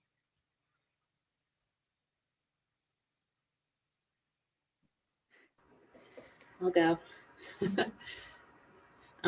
Wow. I mean, so powerful. And, you know, we sort of started with history that maybe we're familiar with, but not really. And I mean, this really sort of ripped the cover off of a lot of this is totally new. I mean, we sort of have a sense of it, but really to see it in front of us, and especially for us to see it together, I think is really, really moving and powerful. And I you know, immediately just recognize some parallels to what is happening in our society today. So really powerful. Thank you, Melissa. I'm with, I follow with Melissa on that one. And I think it's just, I kind of leaves, I didn't take any notes, but it just kind of leaves me frustrated and angry. And I kind of appreciate that, that background and that history that it just doesn't, I haven't had. Appreciate you, Mr. Mayor. Again, any additional thoughts, reflections, questions even? Sure, I'll jump in if I may. Sure. It didn't even touch on the American Indian, right? I mean, that's where we started. I think we also used immigrants to take the West as we did, and just following orders and whatnot. You know, a lot of this is my background. I'm sure it's everybody else's background too, right? You know, and I am of Jewish descent. My grandparents came here as immigrants, escaping the Cossacks in Russia and escaping Nazi Germany,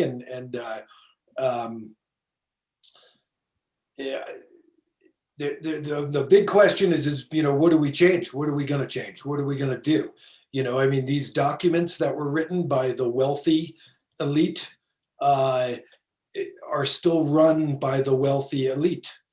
That's not going to change. I think you could probably go back much further to where, the whites of Europe were discriminated against from, the times of Egypt and whatnot. We're barbarians, and not everybody is born an empath. There are many that would cross lines, and say that, but really, I think it's good to identify what's there. I'd like to see, what we can do about it. We are divided today politically. Doesn't matter what color your skin is. If you're on one side, you're demonized, and you're villainized even at this point by a two-party political system. Thank you. That was it's stark, and it's scary, and it's truth. I don't know what to add. Thanks. No, you have added plenty. You have added plenty, and I'll say just a few things. You are right. There are times where it's been a tense time in our country, for the past few years, for sure. And there is a very stark divide at times along those political lines. I think this film also showed that in addition to the political lines, we've been divided, or I can say that we have been divided for a while as it relates to those racial lines too. And so one of the reasons why we want to bring that into this space, and in order to be able to talk specifically about race, not that politics is not important, it doesn't play a part, because there's so many points of intersection, where it's all kind of intertwined. But one of the things that we know, that when all things are considered equal, whether it's looking at a woman, two women, they have the same household income, marital status, education income, you name it. The moment that you layer race on top of that, there's that divide. And so the reason why we want to center, this conversation, to start with that piece about race, and we're going to jump into those intersectionality pieces that you talked about as well, Andy, but we want to set that ability to be able to set the foundation for normalizing the conversation about race, because it's deeply, deeply rooted in our country, as we saw in this video. Before I kick it over to Rita for the second part, just a couple of additional questions that we want to ask. And so one question that we often try to ask after seeing that video: how did the US government define whiteness during this historical period? I'll say it again. How did the US government define whiteness during this historical period? And how do you define what it means to be white?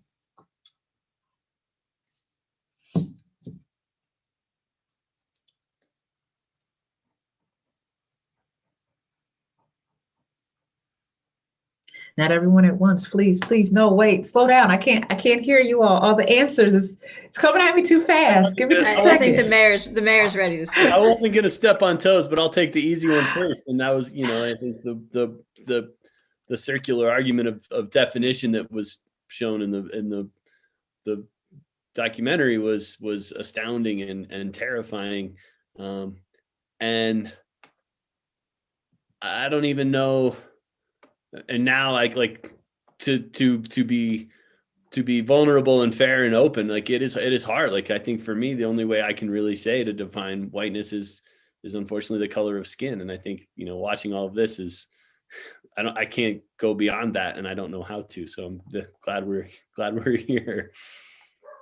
I appreciate your openness and your vulnerability, because again, this is just a discussion for us to talk about our thoughts, perspectives.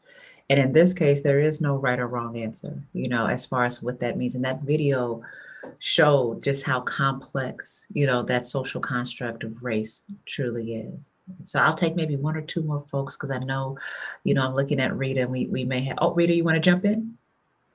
No, I wanted to echo your comment to the mayor about vulnerability, and I also wanted to underscore, I don't think you used the term whiplash, but the flip-flopping of the Supreme Court. Mm-hmm. And to remind you that the video indicated that those two decisions were 3 months apart. 3 months apart.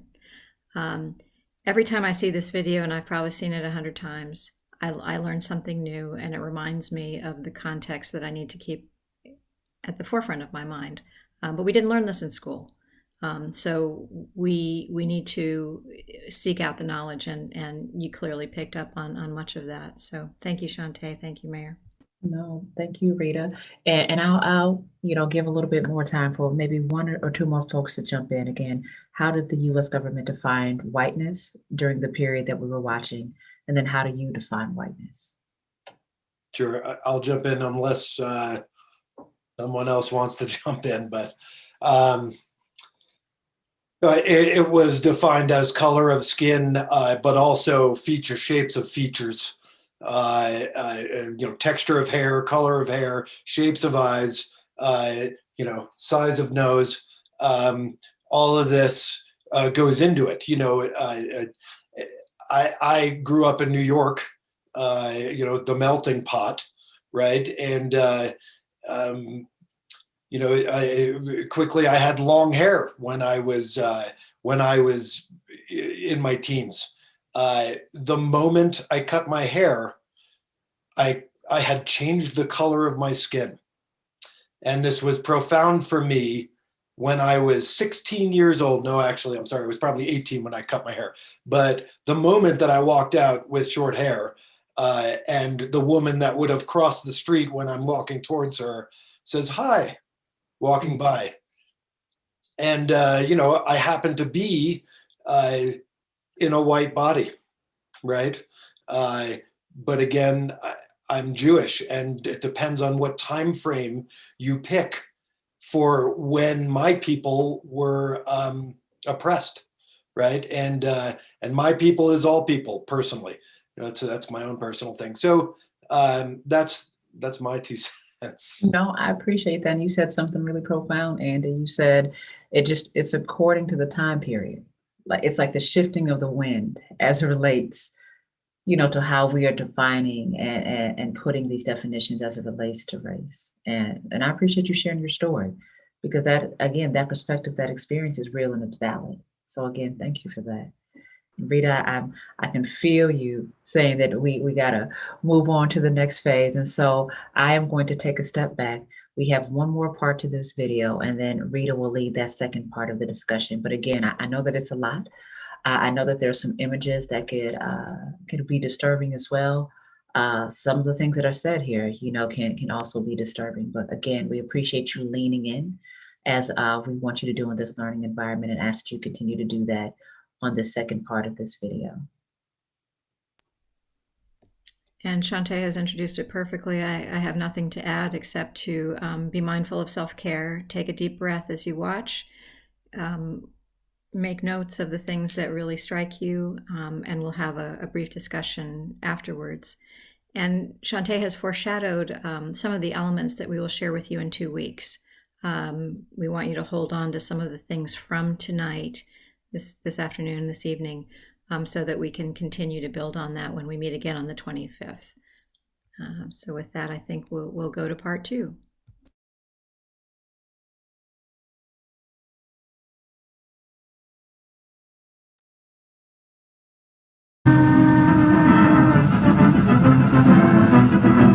It was a time when hundreds of thousands of GIs came home ready to start families, but had no place to live. Living space was at a premium. When in the Bronx, they tried building Quonset huts, and they turned to slums. All the Quonset huts had just disintegrated. There were 2 families sharing a hut. One family at one end, one family at the other, and before you know it, they were awful. FHA came to the rescue by insuring long-term, low monthly payment mortgage loans. Veterans needed homes for families. They turned to a revolutionary New Deal housing program. It would racialize housing, wealth, and opportunity for decades in ways few could have imagined. In the 1930s, the federal government created the Federal Housing Administration, whose job it was to provide loans or the backing for loans to average Americans so they could purchase a home. Due to the stimulation of the National Housing Act, from every section of the country come reports of vastly... In order to purchase a house in America prior to the 1930s, you had to pay 50% of the sales price up front. The new terms of purchasing a home was that you put 10% or 20% down, and the bank financed 80% of it, not over 5 years, but over 30 years at relatively low rates. This opened up the opportunities for Americans to own homes like ever before. The average person could own that home. If these terms sound familiar, they should, because this is essentially the same financing scheme that allows most Americans to own their homes today. Federal programs and banks sank millions into the home construction industry. Their message to veterans: you can afford a new home. Buy a new home now.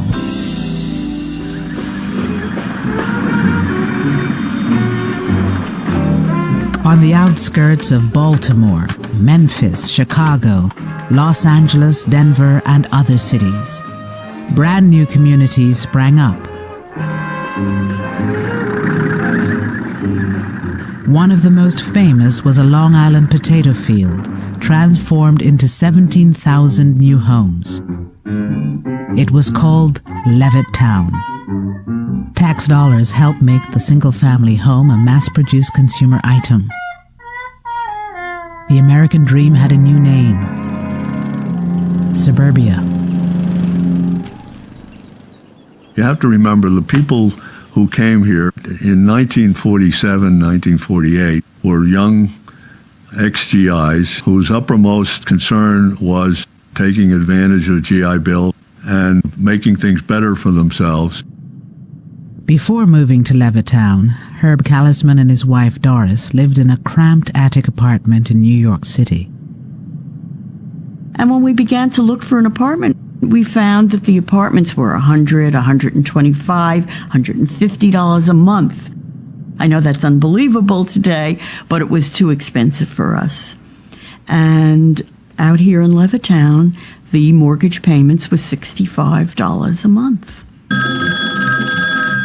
Your kitchen dazzles every eye. A brand new sink, a built-in oven, a new refrigerator, and If you were buying a Levitt home in 1947, 48, 49, 50, and 51, you would get, this would be your kitchen. You would get a GE stove, GE refrigerator, and a Bendix wash machine. It would be part of the real estate.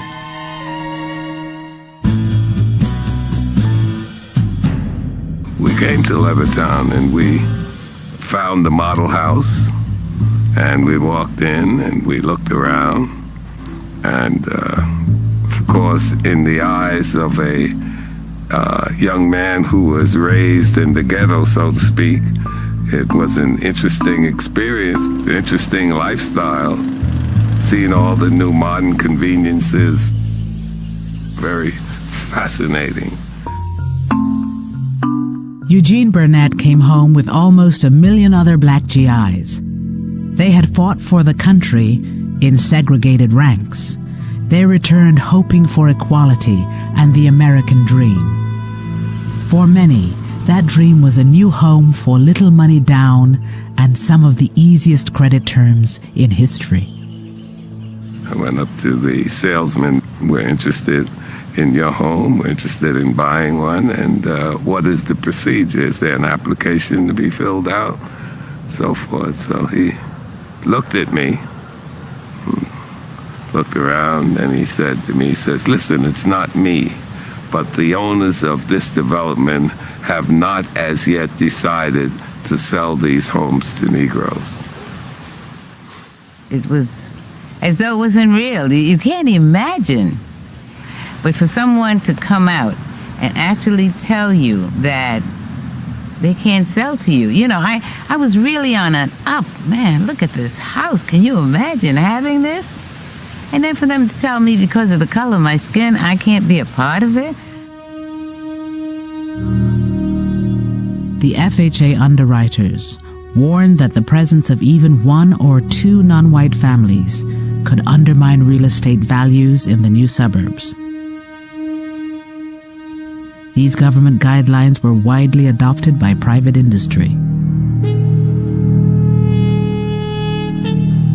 Race had long played a role in local real estate practices.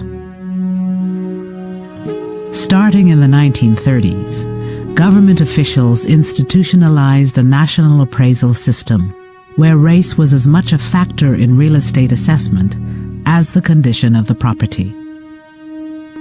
Using this scheme, federal investigators evaluated 239 cities across the country for financial risk. So that those communities that were all white, suburban, and far away from minority areas, they received the highest rating, and that was the color green. Those communities that were all minority or in the process of changing, they got the lowest rating and the color red. They were redlined. As a consequence, most of the mortgages went to suburbanizing America, and it suburbanized it racially. The racial logic adopts the principle that an integrated neighborhood is a bad risk, is a financial risk, that an integrated neighborhood is likely to be an unstable neighborhood, unstable socially, but therefore also unstable economically. When the white residents of 8 Mile Road in Detroit were told they were too close to a black neighborhood to qualify for a positive FHA rating, they built this 6-foot wall between themselves and their black neighbors. Once the wall went up, mortgages on the white properties were approved. Between 1934 and 1962, the federal government underwrote $120 billion in new housing. Less than 2% went to non-whites. I can understand an individual, depending on his environment or his family or whatever, being racist, but for your country to sanction it, give him tools to do that, there's something definitely wrong there.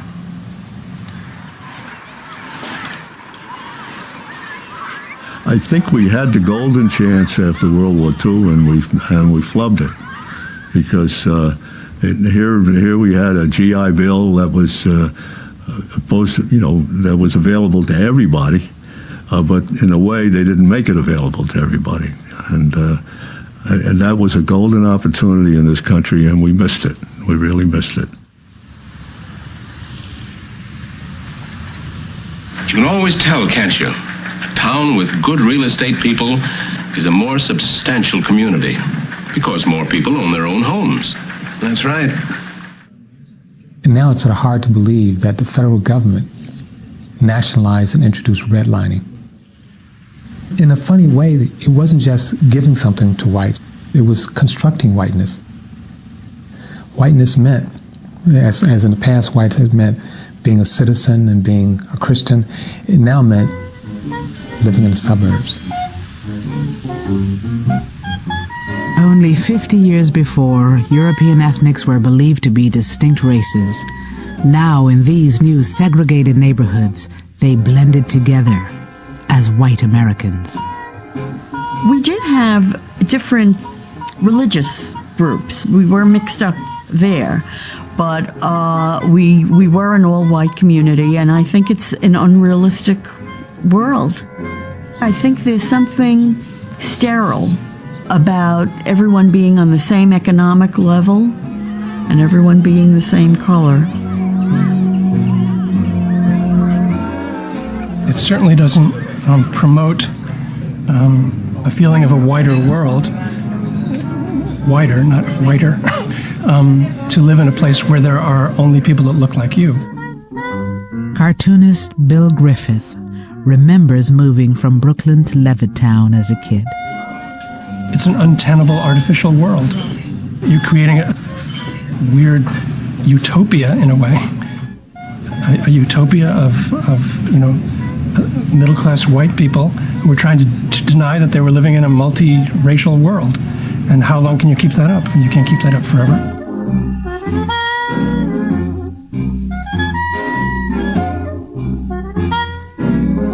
Whether there were going to be black people in Levittown was just, it would be almost the equivalent of saying, are there going to be Martians in Levittown? Basically, the idea of whiteness is who's included, who's part of the family, and it has material consequences. Blacks weren't completely left out of the housing market. The housing market that they were exposed to was largely public housing. And public housing, first of all, was built almost exclusively, with a few exceptions, in the central city. And after World War II, we started building these larger and larger public housing projects, which were called vertical ghettos. All of a sudden, you're concentrating large numbers of poor people of color in one place. Another federal program, Urban Renewal, was supposed to make cities more livable. 90% of all housing destroyed by urban renewal was not replaced. 2/3 of those displaced were Black or Latino. Fair housing for all human beings who live in this country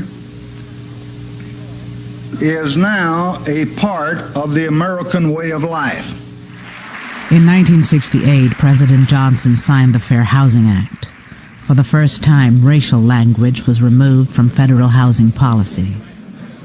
Non-white families began moving into traditionally white communities in numbers.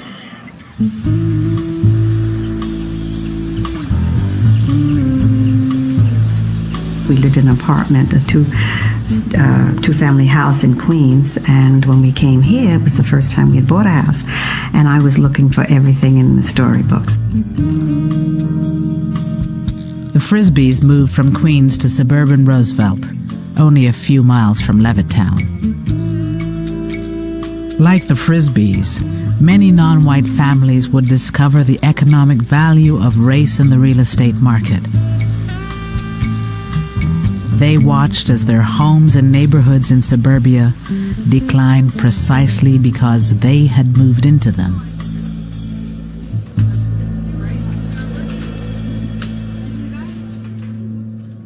When I moved into a neighborhood, I thought it would stay intact the way it was. On the street that I moved on when I moved there, it was predominantly white. Within 2 years, it was predominantly black. It was called blockbusting.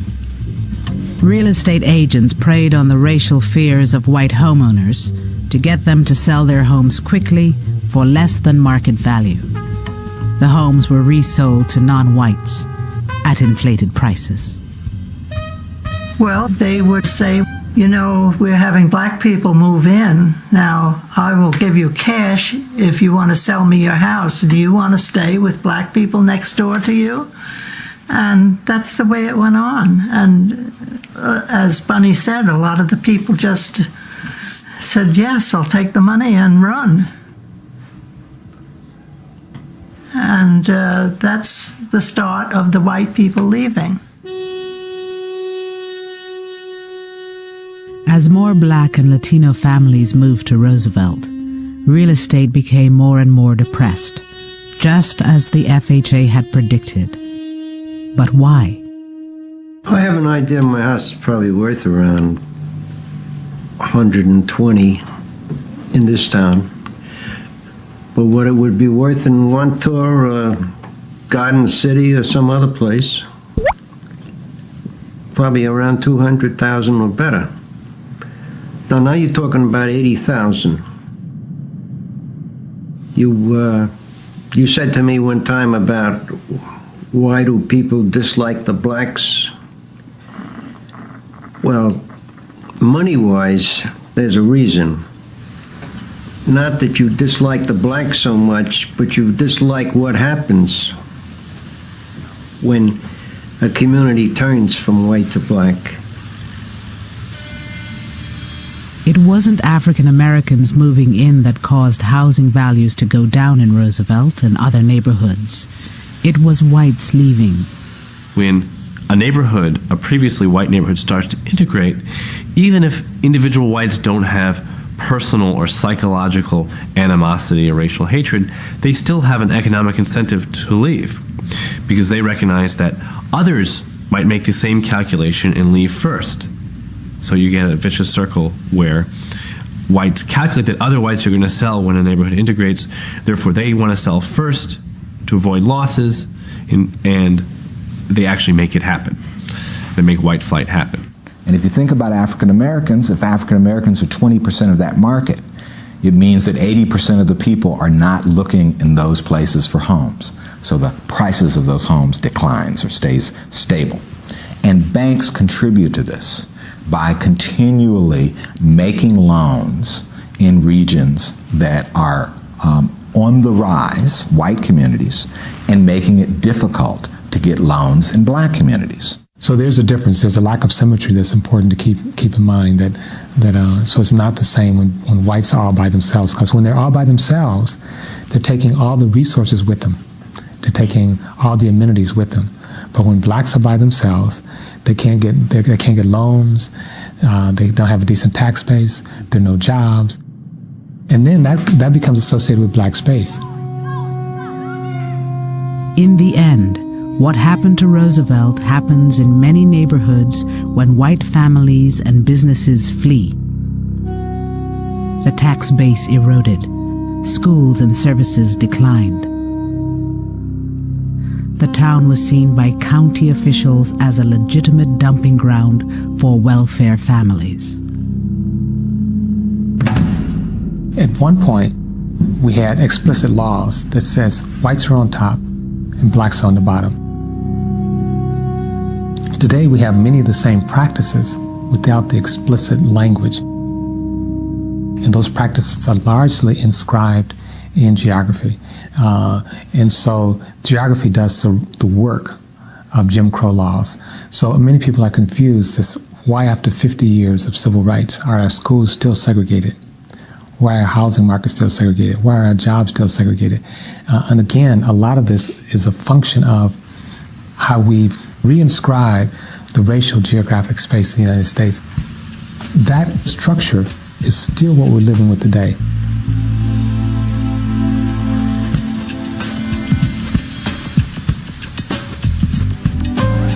As homes in white communities appreciated in value, the net worth of these white families grew. For most non-white families who stayed in urban neighborhoods, the housing market open to them in the 50s and 60s was largely a rental market. You don't gain equity by paying rent.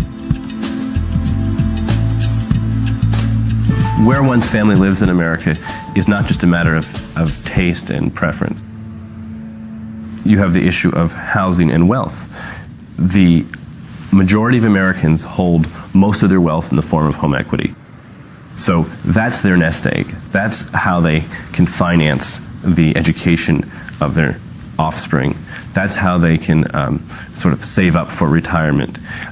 It's their savings bank, right? They're living in their savings bank. My family, like a lot of families, was in Detroit struggling to buy a house.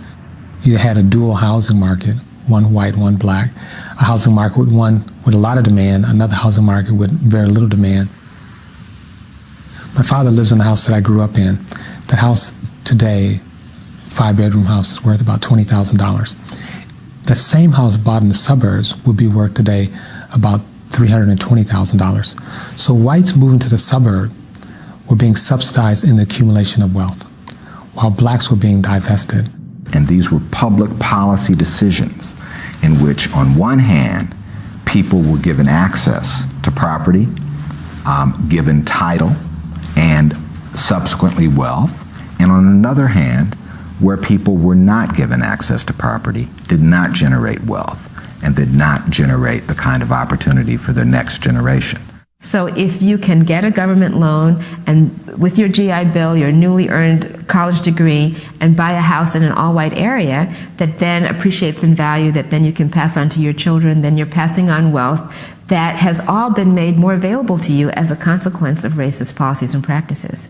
To the child of that parent, it looks like my father worked hard, bought a house, passed his wealth on to me, made it possible for me to go to school, mortgage that house so I could have, you know, relatively debt-free college experience and finance my college education. How come your father didn't do that? You know, well, there's some good reasons why maybe your father had a harder time doing it if you're African American or Latino or Native American. And the thing that's really slick about whiteness, if you will, is that most of the benefits can be obtained without ever doing anything personally. For whites, they're getting the spoils of a racist system, even if they're not personally racist. To glimpse one of the far-reaching consequences of racial inequality, you need only consider one statistic: comparative net worth or wealth. If you add up everything you own and subtract all your debts, what's left is your net worth. Today, the average black family has only 1/8 the net worth or assets of the average white family. That difference has seemingly grown since the 1960s, since the civil rights triumphs, and is not explained by other factors like education, earnings rates, savings rates. It is really the legacy of racial inequality from generations past. No other measure captures the legacy, the sort of cumulative disadvantage of race, or cumulative advantage of race for whites, than net worth or wealth. Even with the same income, white families have on average twice the wealth of black families. Much of that difference lies in the value of their homes. But what happens when we compare families along the color line who have similar wealth? When you make the right comparison, when you compare a black kid from a family with the same income and wealth level as the white kid from the similar economic situation, rates of college graduation are the same. Rates of employment and work hours are the same. Rates of welfare usage are the same. So when we're talking about race in terms of a cultural accounting of these differences or a genetic accounting of these differences, we're really missing the picture because we're making the wrong comparison.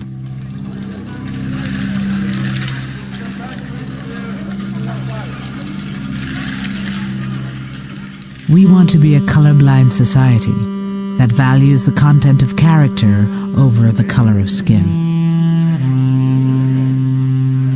The hope of thousands of newcomers who arrive each year is that we already are.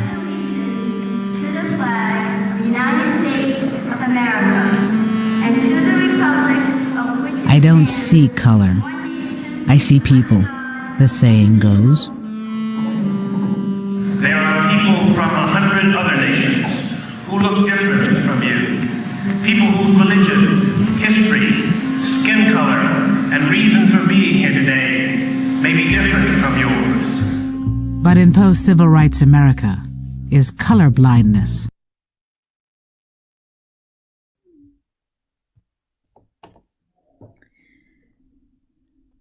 So thank you for sitting through both part one and part two. Again, I like to emphasize that a lot of this is new news for many of us the first time we see it. And every time I see it, I learn something that I overlooked the last time I watched it. So take a breath, think about what you heard and what you saw. And I want to leave you with a couple of thoughts before we take a 2-week break. That's a long gap. And so I want to make sure that some of the high points from both these segments stay with us. I think in the second part, one of the biggest points that came across is policy. And policy is a word that ties closely to leadership, local leaders, elected officials. And the policies that you saw highlighted here, from redlining to banking to you name it, a number of different policies, they didn't happen by accident. They were intentional. And the intention behind them may have been, in fact, to be exclusionary. So thinking about policy in the context of history, and then thinking about policy practices and procedures that are in place now that reflect that history, but that might be able to be changed to eliminate the harm, reduce the harm, eliminate the barriers, and bring about the change that we talked about early this evening, getting to that shared sense of urgency to change the practices and policies that have gotten in the way of the equity that we are seeking to embrace. So bring it to the local level. Think of policies in Frisco that may be barriers to access to anyone, either intentionally or unintentionally. Think about that and think about the change that you might be able to bring out as a leader in your community. This film shows how government policies have created unfair advantages for whites in the past and resulting in that wealth gap. That stark statistic that just stays with me, that Blacks have 1/8 the net worth of whites in this country. And we'll take that to other issue areas when we talk again in 2 weeks. But I don't want to end with my voice. I'd like to end with your voices, because you've experienced some new information. Perhaps you've been reinforced with information that you knew but hadn't quite seen to this level of detail. So I'd welcome any immediate reactions or thoughts or questions that you might want us to ponder while we're taking a 2-week break. Thank you. If it's okay, I am just going to jump in because that whole second part is literally exactly how I got here. My grandparents lived in Levittown. My grandfather was Herb Callisman, right? I mean, as he was saying, we missed an opportunity and all of that. Those were literally my grandparents, and they could have lived right next door.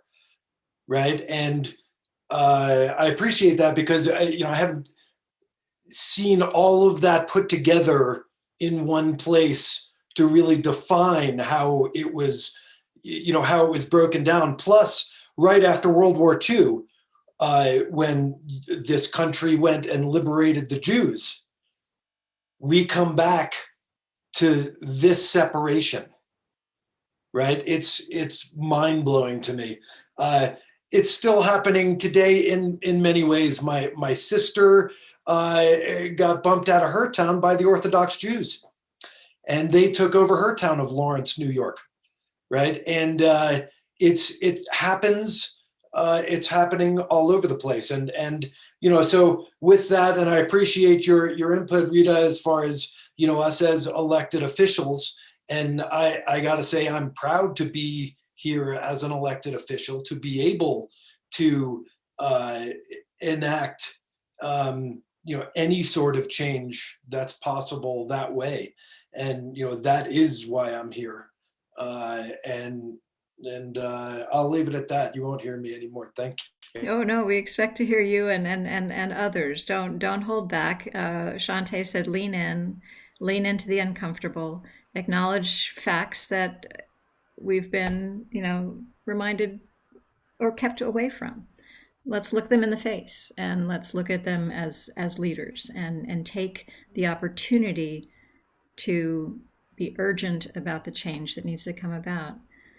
Any other reactions? We want to keep to our 2-hour commitment, but we also want to hear your voices. If something is burning, something you want to share, something you'd like your colleagues to take with them before we gather again. I'll jump in. Thank you, Rita. I think that this is, for many of us, really uncomfortable conversation, and that video really sheds light for me personally on why. And I think many of us feel, well, as several of the speakers in the video pointed out, we're sort of enjoying the spoils of this system that has been in place for so many years, and it's so deeply rooted, myself included. And when the woman was speaking about, how your father worked hard and mortgaged your house and paid for your college, as Andy pointed out, that's my life, right? And so it's been very comfortable, very privileged. But as a leader, and I think we could all share our own stories. As leaders, I really love that you brought this home to how can we affect the community around us, because what also was going through my mind was the fundamental role that housing plays in our community. And if you all haven't seen it, fellow council members and staff, there's an article today in the Colorado Sun about housing, and it really focuses on, there's one story about Telluride and how the people that work and really make that community tick feel no longer welcome. And what are we doing to create a society in Frisco where the people that work and really make this community possible also live here? And what are we doing are we taking down barriers, or are we actually unintentionally putting them up? And so at the very beginning of the evening, Mayor Hunter started with, what are we doing about housing? And none of us, I don't think are intentionally racist, but there is a system that we are a part of, and we also have an ability to affect change. And so I think that's why we're all here, and this is so powerful, and it's such an important time for us to really get on the same page and recognize what we can do to create positive change and not make the mistakes that so many leaders before us have made. So I love that you brought that home, Rita, for our next session. Thank you. No, thank you, Council Member, and thank you, Council Member Held as well. I love that you are stepping into this. It's a journey, and that's something that Shantae said at the outset, and we're going to take you deeper. We're going to get into what it means to not just be passively not racist. And that's a foreshadowing again of some of the things, some of the terms that we will share with you on the 25th. We'll ask for continued engagement and reaction and thinking. And we hope that you talk to each other about what you've seen today, what we've shared, what we've discussed, going back over some of the historical context, and really plucking out those things that we knew were there, or perhaps we didn't know were there, but are now undeniably there. So if anyone else has a comment, we will certainly welcome that. Shantae, if you'd like to say any parting words before we recess until 4 p.m. Mountain Daylight Time on May 25th. Thank you, Rita. And so I will make this quick. Truly appreciate you guys giving us just a little bit of extra time. If you remember some of the things that we talked about when I first started off, giving us our welcome and going over our objectives, and there were 4 core objectives, and we accomplished 2 of them today, to really provide a historical context that kind of sets the stage for some of the things that we'll continue to learn during our next phase, and then also to set the stage for normalizing, organizing, and operationalizing. And so I truly appreciate you guys leaning in. Love the fact that you were able to share your perspectives and your thoughts. And we want you to continue to do that when we come back. And again, as Rita said, we want to leave you with really thinking about policy. think about the town of Fresco. Think about some of your residents and things that you've heard and who you guys want to continue to work to be. And I think that when we come back for phase 2, we'll have the opportunity to dive a little bit deeper in some of those things that Rita just talked about. But if you can keep your notes from this session, and we'll do a quick debrief the next time we see you in 2 weeks, so your notes will be very helpful. And then we will continue on, diving deeper into the training. So again, truly appreciate your time. And thank you so much, Loli, for helping to set this up and organize all of this for us and being that contact person. And if you guys have any questions or thoughts in between now and when we see you again in 2 weeks, please don't hesitate to reach out. So thank you all. Thank you. I'd like to give the last word to Martin Luther King, if Melissa can pull up that slide. It was our ending of day 1. And it's just, we like to intersperse quotes from leaders who continue to inspire us. So whatever affects one directly affects all indirectly. I can never be what I ought to be until you are what you ought to be. This is the interrelated structure of reality. Thank you, Rita. Oh, I cannot. My sound is not good.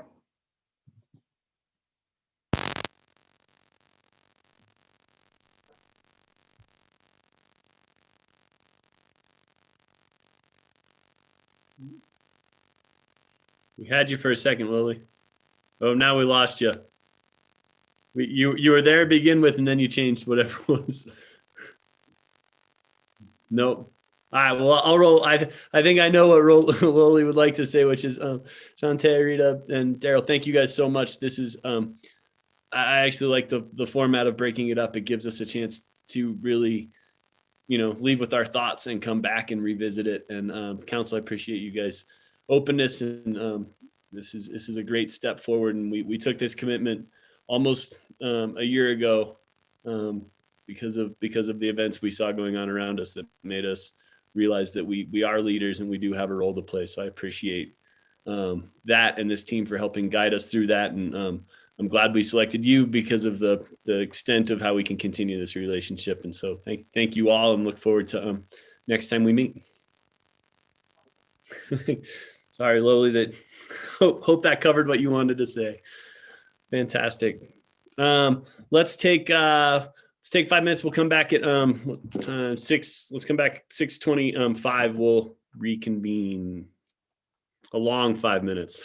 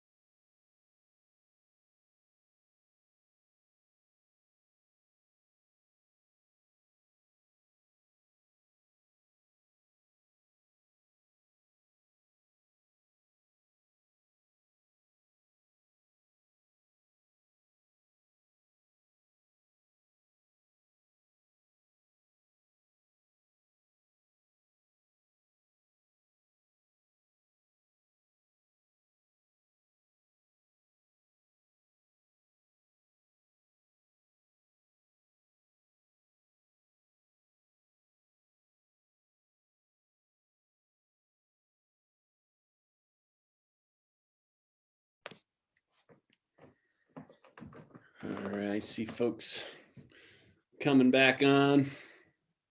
Dan, is your internet problems fixed? Or you got that That was resolved? weird. The video was just locked out for the longest time. I don't know why. Sorry about that. I mean, I could watch the whole thing, but I couldn't, you know. You're But trying I'm to gay. reach it, man.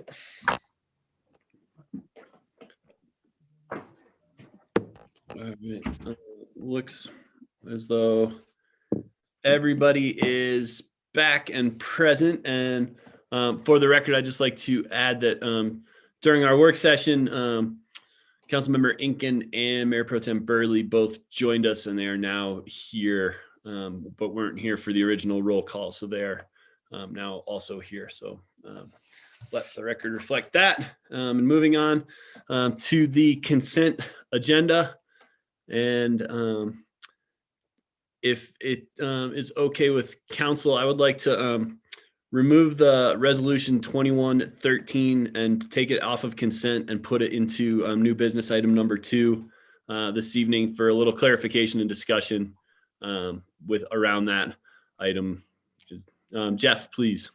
And if I could, Mayor, first, thanks, Councilman Fallon, for giving us a heads up about your questions, and for all the other council members. Don and Vanessa did some work trying to address Councilman Fallon's questions, and I forwarded via email to you just a little bit ago a revised draft if you're sitting in front of your computer. Sorry for the late email, but they were working on it today, and just in case you want to look at it, the text on your computer, it should be in your email now.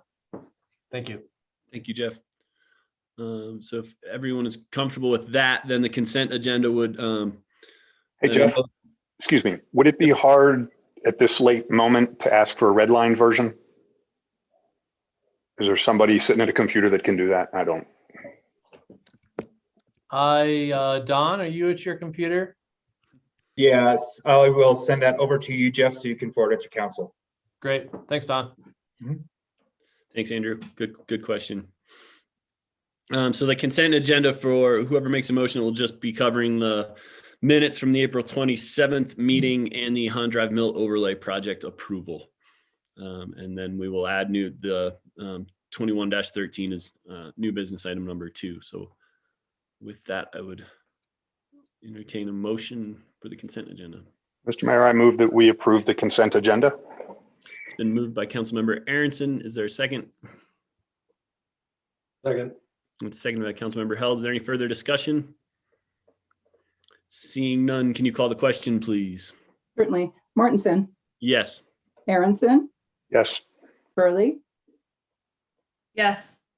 Fallon, Yes. Held, Yes. Inkin, Yes. Sherburne. Yes.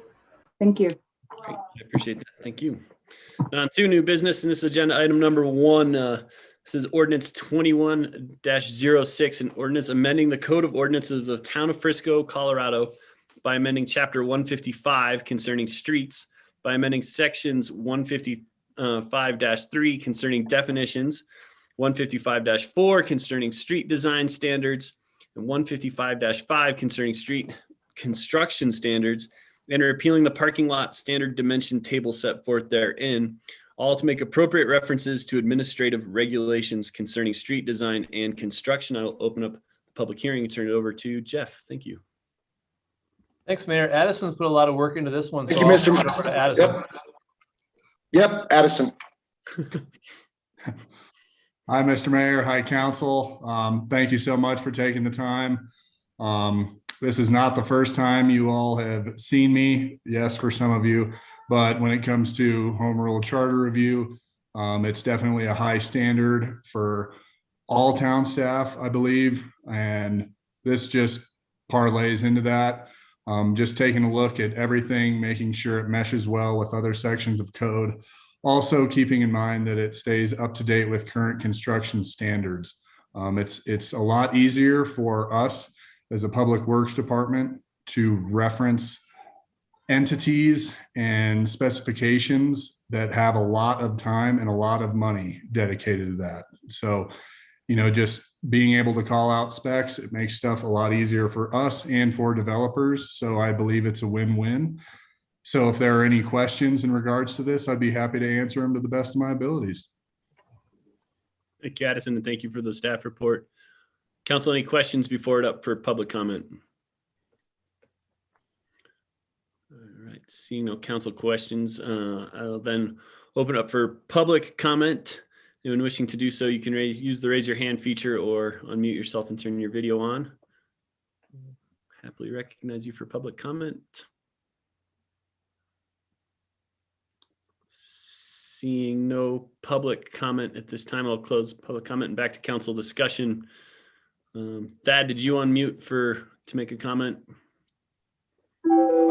Two things. First, I'm started a ledger and I've marked the first of the double Jeff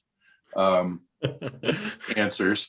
The second is just to tell council that in my opinion, at least all of these changes to the code are very much housekeeping.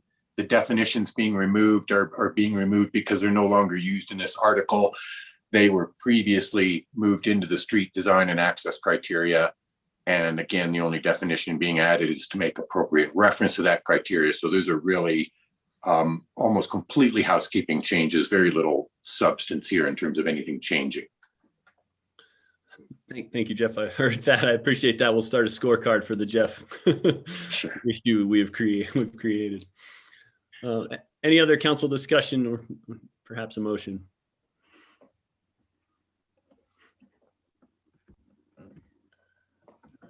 Mr. Mayor, I move that we approve agenda item number 1, ordinance 21-06. It's been moved by Mayor Pro Tem Burley. Is there a second? Second. Second by Councilmember Aronson. Any further discussion on the motion? Can you call the question, please? Certainly. Aronson, Yes. Burley, Yes. Fallon, Yes. Held, Yes. Inkin, Yes. Sherburne, Yes. Mortensen. Yes. Thank you. Thank you. On to what was removed from the consent agenda and added as new business agenda item number 2. This is resolution 21-13, a resolution of the town of Frisco, Colorado, amending prior resolution 20-26 to extend the authorization for street closures and related activities, expenditures, and license agreements to allow for the temporary use of Main Street by businesses. I'll open this public hearing and turn it over back to our town manager, Jeff Durbin. Thanks, Mayor. And I'll ask Don to talk about this one. He's been doing all the heavy lifting on this. Sure. Thank you, Jeff and Mr. Mayor and Council. So this agenda item is to very simply to extend the ability for town staff and specifically the town manager to enter into license agreements for business use of public rights of way. It was first put into effect last summer as part of the promenade, then subsequently extended last October for use of parklets in parking spaces on Main Street. And this extension would extend that authorization of the town manager to execute these licenses through October 31st, 2021. This would be required whether for the areas of Main Street that are going to be the promenade, as well as other areas of Main Street or other public rights of ways where parklets may be placed. Again, this was removed from the consent agenda because there was some questions about the public health ordinance or the public health restrictions that were in the original resolution. And as we've noted over the course of the past year, those change rapidly. And when it was accurate when it was put into the packet, however, then the public health orders were amended on Wednesday and it became inaccurate once again. So I did circulate to Jeff, and I believe Jeff may have sent to each of you a red line version of that, where we do clarify that while there's no specific occupancy limitations in effect anymore, there is still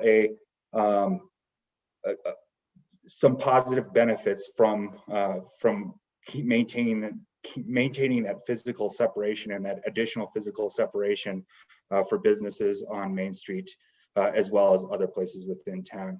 So with that, I can go through that language in a little bit more detail, or if you have any questions, I'd be happy to answer.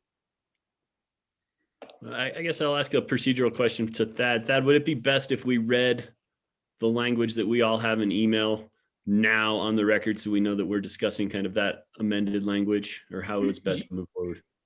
Yes, please, or if it could be shared on the screen, equally good, either way, so everyone can see it and discuss it. And if I don't see a copy on the email if it has been sent, if I could be copied, please. Okay. Hunter, I can share it really fast. I've got it. Yeah, that would be great, Jesse, if you can do that. Thank you. And is anybody else not in possession of that? I think Jeff got it emailed to everybody, but.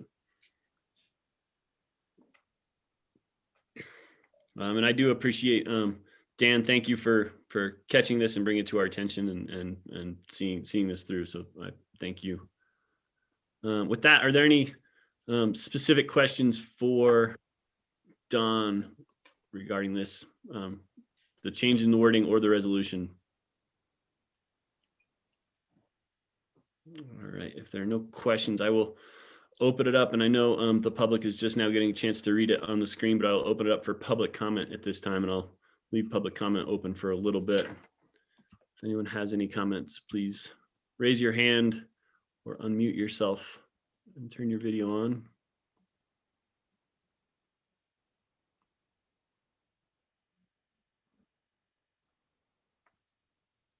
Sorry, gets a little different scrolling through the participant list when we're in shared screen mode. So I'm seeing no public comment at this time. I'll turn it back over for council discussion. Thoughts, concerns? I appreciate Don and Vanessa and the staff kind of addressing this quickly and getting wording that I think is far more appropriate and meets our intended results with the street closures and the parklets. So thank you for that work and that effort. Hunter, can I Dan, jump in? yeah, please do. Sorry, I'm sure if you saw me. Yeah, thanks. It seemed appropriate to revise this to make it more consistent with the situation on the ground the way it is right now. And in my mind, if this is going to be one of the foundational documents for the promenade to move forward, it ought, in the terms of its foundational statements, the whereases ought to accurately identify the reasons why we're doing it. And so much had changed, so I'm glad that we were able to revisit this. I would say it's still really leaning pretty heavily, I think, on the ghost of things past. And I would say we're talking about businesses that are now allowed to open subject to strict physical distancing and related public safety requirements. I don't think that's the case. And I don't think it really goes on throughout to make a real great case for the use of public rights of way from a public safety standpoint in response to what we all know was that great crisis of the pandemic about 1 year ago. So, I'm not going to support this even now the way it's written. I think if you want to go ahead and execute a promenade, you should find something based more in reality and less in really what you just hopes makes you more comfortable. I don't know, and we don't know. I think I'm not up with state orders. I don't know what's going to happen in terms of licensing down the road, but to me, it's pretty clear that there's, again, a lot of leaning on a characterization of conditions that aren't quite. So I think it's pretty dramatized, if you will, in terms of the situation on the ground now. So again, you want to move forward with the promenade, just come up with a new reason and justify it that way.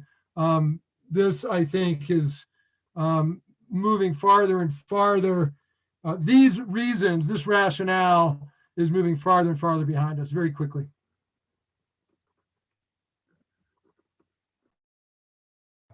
Thank you, Dan. I appreciate that. Andy. Thank you. I'll might as well just stay on topic before we go change the topic back. Personally, I feel like as I was representing the businesses that did not agree with this, putting this in writing is some of the problem that some of these businesses have, is that we're giving away the public right away and all. And I feel like it was a COVID thing or not a COVID thing. And I agree with Dan as far as we are never going back at this point. The world is going to be different from this point forward. We are not going to be in pre-pandemic, or we are going back to pre-pandemic times. We are not going to be like we were last summer. So I agree, if we're going to do the promenade, it's going to have to be for some sort of social or community purpose, or something like that. I feel like putting it in writing goes against what these at least 10 or 12 businesses feel is the right, just, and fair thing for us to do. So I will be voting no for this, but thank you. Thanks, Andy. I appreciate that. Other comments or discussion, Jesse? On the comments that were just addressed, I find myself aligned with you guys on this, in that my position on the promenade has never been solely based on the COVID public health restrictions. And it just helped provide a launching board and an opportunity for us to try out the community and social benefits of this. So I am concerned that we continue to tie it only to COVID, because as this grows and evolves, if we continue to rely on that only, I think it ties our hands. And so I will be supporting this, but I do agree with the comments that were made that I think, if we are to move forward with this, we can't just continue to tie it to the public health orders alone. So thank you guys for bringing that up. Thank you, Jesse. Other thoughts? Hey, Hunter, it's Rick. Hey, Rick. Hi, everybody. So a lot of the points being made are where I was at for the last few weeks, in that if we want to look at the promenade going forward, more outreach, more discussion, and if we're going to look at changing folks' business models, we need to give them time to look at leases, look at how to rework their businesses. And that's why I'm not in support of this. And while I think the promenade's a good idea, I think we could do it differently. And again, it just ties back into, I think it's great to be cautious, but in the moment, we don't have public health orders to tie this back to. So everyone, I agree with a lot of the points that were said. I just want to let the team know that that's where I've been and where I'm still at. Thank you, Rick. Melissa? I'll jump in. I think that this is a worthy change, and I thank you for bringing this up, Dan, and others. I still, I think that from a technical standpoint, this is a good change. I've been following the comments from our community closely on Summit Daily, social media, etc. There's such a huge amount of support and relief and enthusiasm around the promenade, and that we chose to bring it back this summer. Whether or not that's COVID, I think that really depends on individual perspective. I know from my own perspective, I'm not back to business as usual. Things are changing, most certainly, but we're still sitting on a Zoom call for a city council meeting. So we're really not over the hump yet. We're still in this pandemic. We're moving in the right direction at a good pace. And I think that that's really, really positive. So in the end, I think this is a good change. I'm really enthusiastic about the promenade this summer, and I would just reiterate what I said the first time around. It's not locked in. We have to do this for 3 months. I mean, we really need to monitor it and understand how it goes in this new environment that we don't know what summer is going to look like. But at this moment in time, I'm still as enthusiastic as ever. Thanks, Melissa. And Andrew, call you out. I'm still supportive for COVID. I mean, as you guys know, I've been to a number of other states lately, and I remain concerned that when the unvaccinated masses show up on our doorstep starting in the middle of the summer, that we have reasons to be concerned. So I'm very happy to be vaccinated, but I'm also very concerned that we're not done with this. So, the unsolicited enthusiasm that some of my friends have provided about, just this is great. The community support for doing this is huge. So I'm still all systems go, and I look forward to it. And I hope like heck my concerns are wrong about where we go and the concerns of this virus still impacting us and reversing our trajectory. So let's promenade away. Thank you, Andrew. Now, it probably more appropriate for later agendized items, but I'll just say, I know in speaking with the county, they're still concerned about the vaccination rate, and whatever we can do to help push that is still out there. But I'm still, I do optimistically hope that we can move beyond why we're doing the promenade from solely being out of fear of COVID and where it put us. But I think that fourth whereas clause in the resolution is I think still fundamentally the most important, and that's to just increase the desires and assist the town moving forward and make people more comfortable and more prosperous and create a better sense of community. And I think that's the heart of what we're accomplishing and trying to do. And part of that stems from what we just experienced for the last year. And so I still see them intertwined. It's just one twine is getting thinner and pulled out of the kind of what's been woven here. And I am in full support. I think it's the right direction to go still. And I agree with all the, but I think, Dan, you're right. I hope that soon enough, all of the public health orders and that entire team at County Public Health gets a well-deserved 3-month vacation, because we won't need them for a while. But until we're completely there, I think leaving the wording in as is important as one part of numerous of this resolution. So I'm still in full support, but I appreciate the conversation as always, and also kind of the honesty in bringing it up and making sure that we're doing the right thing. So thank you all. Any other questions, discussion, or if anyone's willing to put forth a motion?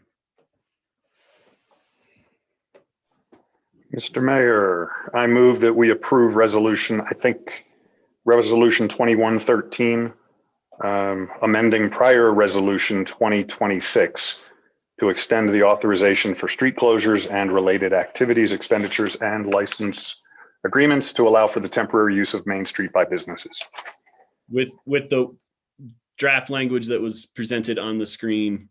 As amended during the meeting, yeah. Great, I appreciate that. It's been moved by Councilmember Aronson. Is there a second? Second. Second by Mayor Pro Tem Burley. Is there any further discussion on the motion? Seeing none, can you call the question, please? Burley, Yes. Fallon, No. Held, No. Hinkin, No. Sherburne, Yes. Mortensen, Yes. Aronson. Yes. Thank you. Thank you. The motion is passed. I appreciate the conversation. Thank you, everyone. Moving on to old business and agenda item number 2. This is ordinance 21-05, an ordinance amending the 2021 annual budget by revising certain revenues and appropriations for the appropriating additional sums of money in the general fund and capital improvement fund SCHA 5A fund, lodging tax fund, and the marina. I will open up the public hearing and turn it over to Jeff Durbin. Thank you. Good clarification. Thank you. And your favorite finance manager, I understand, has a very long presentation prepared for you to talk about this. So buckle up. Go ahead, Bonnie. Thank you for that intro. That was great. No, I think the title was long enough, so that seems adequate to me. The only thing that I will go over, unless you have questions, and by the way, thank you, Mr. Mayor, and thank you, Jeff. I will just go over the financial impacts, reiterate that again. We are amending the budget to add $540,500 in revenues in those various funds, and we're increasing expenditures by 2.9 million. So that's a net increase of 2.4 million. And all of the reserve requirements are still preserved with these changes. I am happy to answer any questions that you may have. Nothing has changed on this since the first reading, but I'm still happy to take questions if you have some. Hey, Bonnie, you might want to also just mention the news that Soleil sent out today about a revenue report, because I don't think the council's seen that yet. It's good news. You know, I have not seen that either. I was off today until this meeting, so I have not seen that either. Do you have that available to share with them? Yeah, I've got it right here. Year-to-date sales tax through March, we're up basically $500,000 over 2020. So in terms of revenues through March, we're looking really good. And then I think summer will be really strong as well, my prediction. Thank you, Jeff. Good news is always welcome. Specific questions for Bonnie? See no questions. I'll open up for public comment. Anyone wishing to make a public comment may do so now. Seeing no public comment, I will close public comment and back to council discussions. And I did have a few questions from the folks around town after the first reading. And I just want to reiterate, and Bonnie did mention it, but our reserves and our fund balances are strong, and we are still prepared, and we are not, I don't think we're being fiscally irresponsible by moving this budget forward. We weathered the last crisis well because of our budgeting and having the reserves that we do, and we're still meeting those. And I think that's an important to reiterate moving forward. Other discussion or a motion? I just want to go on the record and say I will be supporting this, but I still am not supportive of the Mansfield cabin project. I don't think we have a good plan for that. And so I just wanted to call that out as one specific thing since I wasn't at the previous meeting for discussion. Thank you, Jesse. Others or a motion?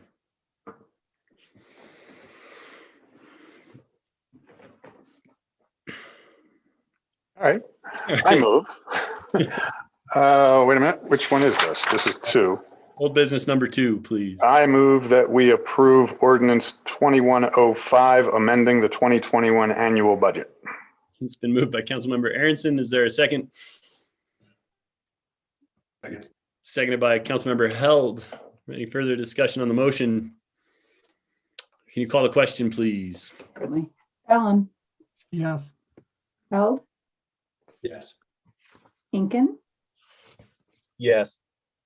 Sherburne, Yes. Mortensen, Yes. Aronson, Yes. Burley. Yes. Thank you. Thank you. Moving on to old business agenda item number 3, and this is the continued general discussion on the COVID-19 response. And I'll open up the public hearing and turn it over to Town Manager Jeff Durbin. Sure thing. I think that one thing that I would like to mention is we've been waiting on a public health order amendment from Summit County that would clarify meetings and how meetings can happen. It's my understanding and expectation that we're on a track where once an amendment is issued, the council would be in a position, if you're so inclined, to meet in the council chambers. We could not open that under the current where it's headed. We couldn't open that up to the public just yet, but of course the public would still be able to attend via Zoom, would have that same access. So it might be worth having some discussion about your comfort level and desire to move in that direction so that we can plan accordingly as we get there. I don't know if it's the next meeting in May, but June I think is a reasonable target to expect for something like that, in my opinion at the moment. Of course, we all know everything's changing all the time, right? Thanks, Jeff. Yeah, I would like to hear council's thoughts, but I'd be in full support, and I'm definitely ready. As not to speak for him, but I think Andrew Aronson is. But to be back in chambers, and I think we can safely, comfortably, and with setting a good example, do that. And I think setting kind of a June 1st, kind of let's get town hall kind of back open and what it's supposed to be, and that's for the town and for this body to be in. Would council be comfortable with that if the health orders reflect that? All right, I'm seeing active thumbs up, some head nods. Anybody? Great. I know Just to clarify, would we sit with masks? the order does not make Okay. as I understand it to be in the direction it's going, we would not have to have masks on, which will make it, I think that's one of the big stumbling blocks now. So we would not have to have masks. Yeah, that's where it's headed, but we're still waiting on that amendment. I believe we might expect to see something on Friday, probably Friday night or Saturday morning, somewhere in there is a time frame they're looking at now. But we need to have that amendment before we get to that point. Mm-hmm. But just because that says we don't have to have masks doesn't mean we couldn't agree to wear masks. Correct. Yeah. Correct. Absolutely. Correct. And I think it would be donning and doffing a mask to have good conversation and as a group together in one place would be a easy exchange for me, and I'd be happy to do that. We do have the technology now to attend the meeting while not being in chambers, correct? Correct. Yep. Yes. So that's always an option as well. Yes. Good. So we'll start working towards that, because I saw, and then as we get closer and know where our orders are in the next meeting, we can continue this conversation and see if it will be with masks or without, and make sure everyone's comfortable. Jeff and I will work with staff and anyone else who wants to do a trial run to try to make sure our technology is as we think it will be, so that first meeting in person goes as smoothly as possible. So. Yeah, and Mayor, if I could, one other thing for the council knows this, but for the public attending, staff is working towards getting public access into our buildings, our public buildings as well here in the near future. We're targeting early June, assuming we stay on the current track.